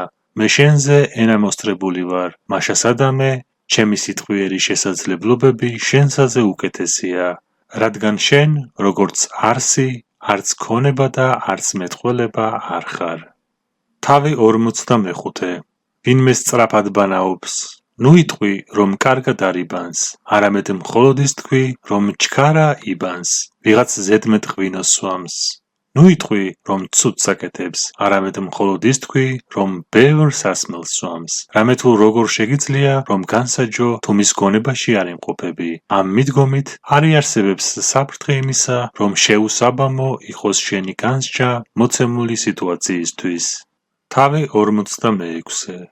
ნუ რასოდეს უწოდებ შენს თავს ფილოსოფოს და ბევრს ნუ ელაპარაკებ ფილოსოფიურ ღირებულებებზე, ამ საკითხებში უცოდინარ იდიოტებთან, არამედ მათი დადგენილებების თანახმად მოიქეცი. მაგალითად, რაიმე სიმპოზიუმზე იმყოფები, ნუ მიუთითებ სხვებს თუ როგორ უნდა ჭამონ სუფრაზე, არამედ თავად ჭამე ისე, როგორც საჭიროა. გახსოვდეს, რომ სოკრატე იმდენად განერიდებოდა ნებისმიერი სახის თავის წარმოჩენას, რომ მას მიმართავდნენ სხვადასხვა ადამიანები, რათა მათთვის ფილოსოფოსები გაეცნო. მასაც მიჰყავდა და აცნობდა მათ, ესოდენ ითმენდა ხალხთა იგნორს მისდამი. ხოლო თუ დაიწყება რაიმე თეორიული დიალოგი უცოდინრებს შორის, შენ უმეტესწილად გაჩუმება გმართებს. რადგან დიდი საშიშროებაა, რომ ამოაღებინო ის, რისი შერგებაც ვერ შეძელი. და თუ ვინმე გეტყვის, რომ არაფერი იცი, ხოლო შენ არ იგრძნობ თავს შეურაცხყოფილად, მაშინ იცოდე, რომ სწორ გზაზედ გახარ. რადგან ცხრებიც არ აჩვენებენ მეცხვარეებს, რამდენი აქვთ ნაჭამი იმ ბალახის ამოღებინებით, რომელიც მოძოვეს, არამედ ირგებენ თავიანთ საკვებს და აკეთებენ მატყლს და რძეს. ხოლო შენ კი ნუ წარმოაჩენ საკუთარ ფილოსოფიურ მოსაზრებებს უცოდინართა წინაშე, არამედ დაანახე ის შედეგები, რომლებსაც განსწავლა იძლევა. თავი 47. როდესაც შეიცნობ შენს სხეულს, ისწავლი იმას, თუ როგორ იკმარო მცირეოდენი. თუმცა არ იტრაბახო ამით, ნურც იმით მოიწონებ თავს სხვებთან, რომ მხოლოდ წყალს სვამ. მაშასადამე, თუ ოდესმე მოგინდება, რომ გაძლიერდი შენი თავისთვის და არა სხვების დასანახად. ნუ ჩაეხუტები დათოვლილ ქანდაკებებს, მაგრამ როდესაც გწყურია, ცოტაოდენი ცივი წყალი გამოივლე პირში და გადაანერწყვე, ისე რომ არავის არაფერი უთხრა. თავი 42. ასეთი მიდგომა ახასიათებს ცხოვრების მიმართ იდიოტებს. თავის თავს კი არა, არამედ გარე ფაქტორებს მიაწერს თავის მონაკებსა თუ ზარალს. ხოლო ფილოსოფოსს კი ასეთი მიდგომა ახასიათებს ცხოვრების მიმართ. თავის თავს აბრალებს ზარალსაც და მონაკებსაც. ესენია ნიშნები ადამიანისა, რომელიც წინ მიიწევს. არავის არ აკრიტიკებს, არავის არ განსჯის, არავის არ ადანაშაულებს, არც სხვას აქებს და არც თავს იქებს. როდესაც წინაღობებსა და დაპირისპირებებს ეჩეხება, ის მხოლოდ თავის თავს აბრალებს ამ ყველაფერს. ხოლო როდესაც ვინმე აქებს და ადიდებს ამ ადამიანს, ის გულში დასცინის მისდამი ხოტბის შემსხმელს. ხოლო როდესაც ვინმე აკრიტიკებს, ის არ იწყებს თავის მართლებას, დახეტიალობს სნეულივით, რომელიც განკურნების პროცესშია, თუმცა ჯერ არ აქვს აღდგენილი მთელი ჭანღონე და ეშინია არ წაბორძიგდეს. გამქრალი აქვს ყოველგვარი სურვილი გარდა იმისა, რომ განერიდოს ყველაფერს, რაც ბუნების ჰარმონიას ეწინააღმდეგება. ყოველგვარ პრობლემას სიმშვიდით უპირისპირდება. არ ადარდებს, რომ სხვები სულელად ან უცოდინლად ჩათვლიან. ასე ვთქვათ, თავს იცავს თავისივე თავისაგან, ისე როგორც მტრისა და მზაკვრისაგან. თავი 49. როდესაც ვინმე თვითკმაყოფილებას გრძნობს, რადგან შეუძლია გააზრება და გაანალიზება ქრისიპეს წიგნებისა, უთხარი შენს თავს, ქრისიპეს რომ არ დაეწერა ასე გაუგებრად, ამ ადამიანს არ ექნებოდა არაფერი, რითაც დაიქვეხნიდა. ხოლო მე რამ სურს, რომ გავუგო ბუნების კანონზომიერებას და მას მივყვე. ასე რომ დავეძებ კაცს, რომელიც დამაკვალიანებს ამ საკითხში. და რადგან გაგონილი მაქვს ქრისიპეს შესახებ, მას მივაკითხავ, რომ ეს გამაგებინოს. მაგრამ ვერ ვგებულობ იმას, რასაც წერს. ასე რომ დავბოდიალობ, რათა ვნახო ისეთი ადამიანი, ვინც ამიხსნის. და აქამდე არაფერია განსაკუთრებული. ხოლო თუ ვპოვებ ისეთ კაცს, ვინც ამიხსნის, მხოლოდ ის რჩება, რომ პრაქტიკაში შევასხა ხორცი ნასწავლს. მხოლოდ ეს უკანასკნელია ისეთი რამ, რისთვისაც ღირს ტრაბახი. მაგრამ თუ მხოლოდ განმარტებები მაოცებს, განა ფილოსოფოსის მაგივრად ფილოლოგი არ გამოვდივარ? იმ განსხვავებით, რომ ჰომეროსის მაგივრად ქრისიპეს განვიხილავ. უფრო მეტად კი მაშინ მწითლდები, როდესაც ვინმე მეუბნება, მიდი, კიდევ ერთხელ წამიკითხე რამე ქრისიპეს წიგნებიდან და მე არ შემიძლია ამის წარმოდგენა, რომ ჩემი ყოფა-ქცევა ამ მოძღვრებას სრულიად შეესაბამება. თავი 50. იმ ყველაფერს, რაც შენი თავისთვის გაქვს მინიჭებული, უნდა მიუდგე უდრეკად. თითქოს საქმე გაქვს კანონთან, რომლის დარღვევაც ზნედაცემულობაა. როგორც არ უნდა ილაპარაკონ სხვებმა შენზე, ნუ მიაქცევ ყურადღებას, რამე თუ ისინი განეკუთვნებიან ისეთ კატეგორიას, რომელიც შენზე არაა დამოკიდებული. თავი 51. კიდევ რამდენ ხანს გადაავადებ, რომ დააფასო და მიუძღვნა შენს თავს საუკეთესო და როდის შეწყვეტ ყოვლისგან მსჯელი ლოგიკის გადაბიჯებას, განისწავლე ფილოსოფიური მოძღვრებებით, რომლებთანაც უნდა გქონოდა შეხება. რომელ მასწავლებელს ენდობი ისე, რომ მიანდო შენი სულიერი გაუმჯობესების საკითხი. შენ უკვე ბავშვი აღარ ხარ, არამედ სრულფასოვანი კაცი. ხოლო თუ კი აქედანვე ყველაფერს უგულებელყოფ, გულგრილად მოეპყრობი და შეინარჩუნებ კარგ წინასწარ განწყობილებას სხვადასხვა საკითხებზე, ისე რომ ყოველ დღე სამერმისოდ და სახვალისოდ გადადებ საქმეს, მაშინ უსულგულო და უმოქმედოდ მოკვდები. ზუსტად ისე, როგორც იცხოვრე, ვითარცა იდიოტი. ასე რომ მიიღე საბოლოოდ გადაწყვეტილება, რომ იცხოვრო როგორც სრულფასოვანმა და ზნეობრივმა ადამიანმა. რაც გამოსადეგად გეჩვენება შენს წინსვლაში, ის უნდა იყოს შენთვის დაურღვეველი რჯული. და თუ საქმე ეხება რაიმე მტანჯველს ან სანეტაროს, რაიმე ფასეულს ან რაიმე უმნიშვნელოს, გახსოვდეს, რომ ახლაა შეჯიბრის დრო, რომ უკვე დაიწყო ოლიმპიური თამაშები და აღარ შეგწევს ძალა, რომ კვლავ გადადო ხვალისთვის. მაშა სადამე მხოლოდ ერთი დღე, ერთი წვრილმანი წყვეტს შენს შინაგან წინსვლას. ასე გახდა სოკრატე ის, ვინც იყო. ყოველივე იმისგან, რასაც მისი თვალსაწიერის წვდებოდა, სოკრატე არაფერს ანიჭებდა ისეთ მნიშვნელობას, როგორც ლოგიკას. მაგრამ შენ, რამე თუ ჯერ არ ხარ სოკრატე, სავალდებულოა გინდოდეს იცხოვრო, ვითარცა სოკრატე. თავი 52. პირველი და ყველაზე მთავარი საკითხი ფილოსოფიაში არის თეორიული იდეების ხორცშესხმა ქმედებით. მაგალითად, არიცრუო. მეორე არის მტკიცებულების არგუმენტაცია. მაგალითად, საიდან მოდის იდეა, რომ არავინ უნდა იტყუებოდეს. მესამე არის ზემოთ ჩამოთვლილთა ფორმირება და აღსრულება. მაგალითად, საიდან ვიცით, რომ ეს მტკიცებულებებს წარმოადგენს? რა არის მტკიცებულება, რომელ ლოგიკურ თანმიმდევრობას მიჰყვება, რომელს ეწინააღმდეგება, რა არის სიმართლე, რა არის ტყუილი? ასე რომ მესამე დებულება მნიშვნელოვანი წინამძღვარია მეორესათვის, ხოლო მეორე პირველისათვის. თუმცა ყველაზე მნიშვნელოვანი ის, რომელზეც უნდა მივდგეთ, არის პირველი. თუმცა ჩვენ პირიქით შვებით, ვდგავართ მესამე დებულებაზე და მთელ ჩვენს გულისხმურს ეს უკანასკნელი ისრუტავს. ხოლო პირველი კი ჩვენი ყურადღების მიღმა რჩება. ამგვარად ერთი მხრივ თავისუფლად ვცრუობთ, მეორე მხრივ კი არგუმენტები გვაქვს გამზადებული, რომლებიც ამტკიცებენ, რომ არ უნდა ვიტყუებოდეთ. თავი 53. ნებისმიერ მომენტში მზად უნდა ვიყოთ ამ სიტყვების სათქმელად. დე წამიყვანე მე ო ზევსო და შენ განგებავ, ამ სულში თქვენ ჩემს გულისწყრომას ვერცად მოძებნით, თქვენ გამოყვებით, სადაც ამთხოვთ, თუნდაც არ მნებავს, თუმცა არავარ ღირსეული მაინც მოყვებით. ის, ვინც კეთილად დამორჩილდა გარდაულობას და ბედისწერის ბორკილებით იქნა დაბმული, ჩვენთვის ბრძენია, რადგან იჩენს გონივრულობას, ღმერთთა ჭვრეთით და შემეცნებით არის გართული. კი მაგრამ კრიტონ თუ ღმერთებმა ისურვეს ასე, მაშ დაემოხდეს ყველაფერი, როგორც სურთ ახდეს. ანიტოსმა და მელოტოსმა რომ პირი შეკრან, მათ შეუძლიათ რომ სიცოცხლეს გამომასალმონ, აქვთ საშუალება რომ მაგინონ, რაც უნდათ ის თქვან, თუმცა არ ძალუძთ, დამაკნინონ და შეურაცხმყონ.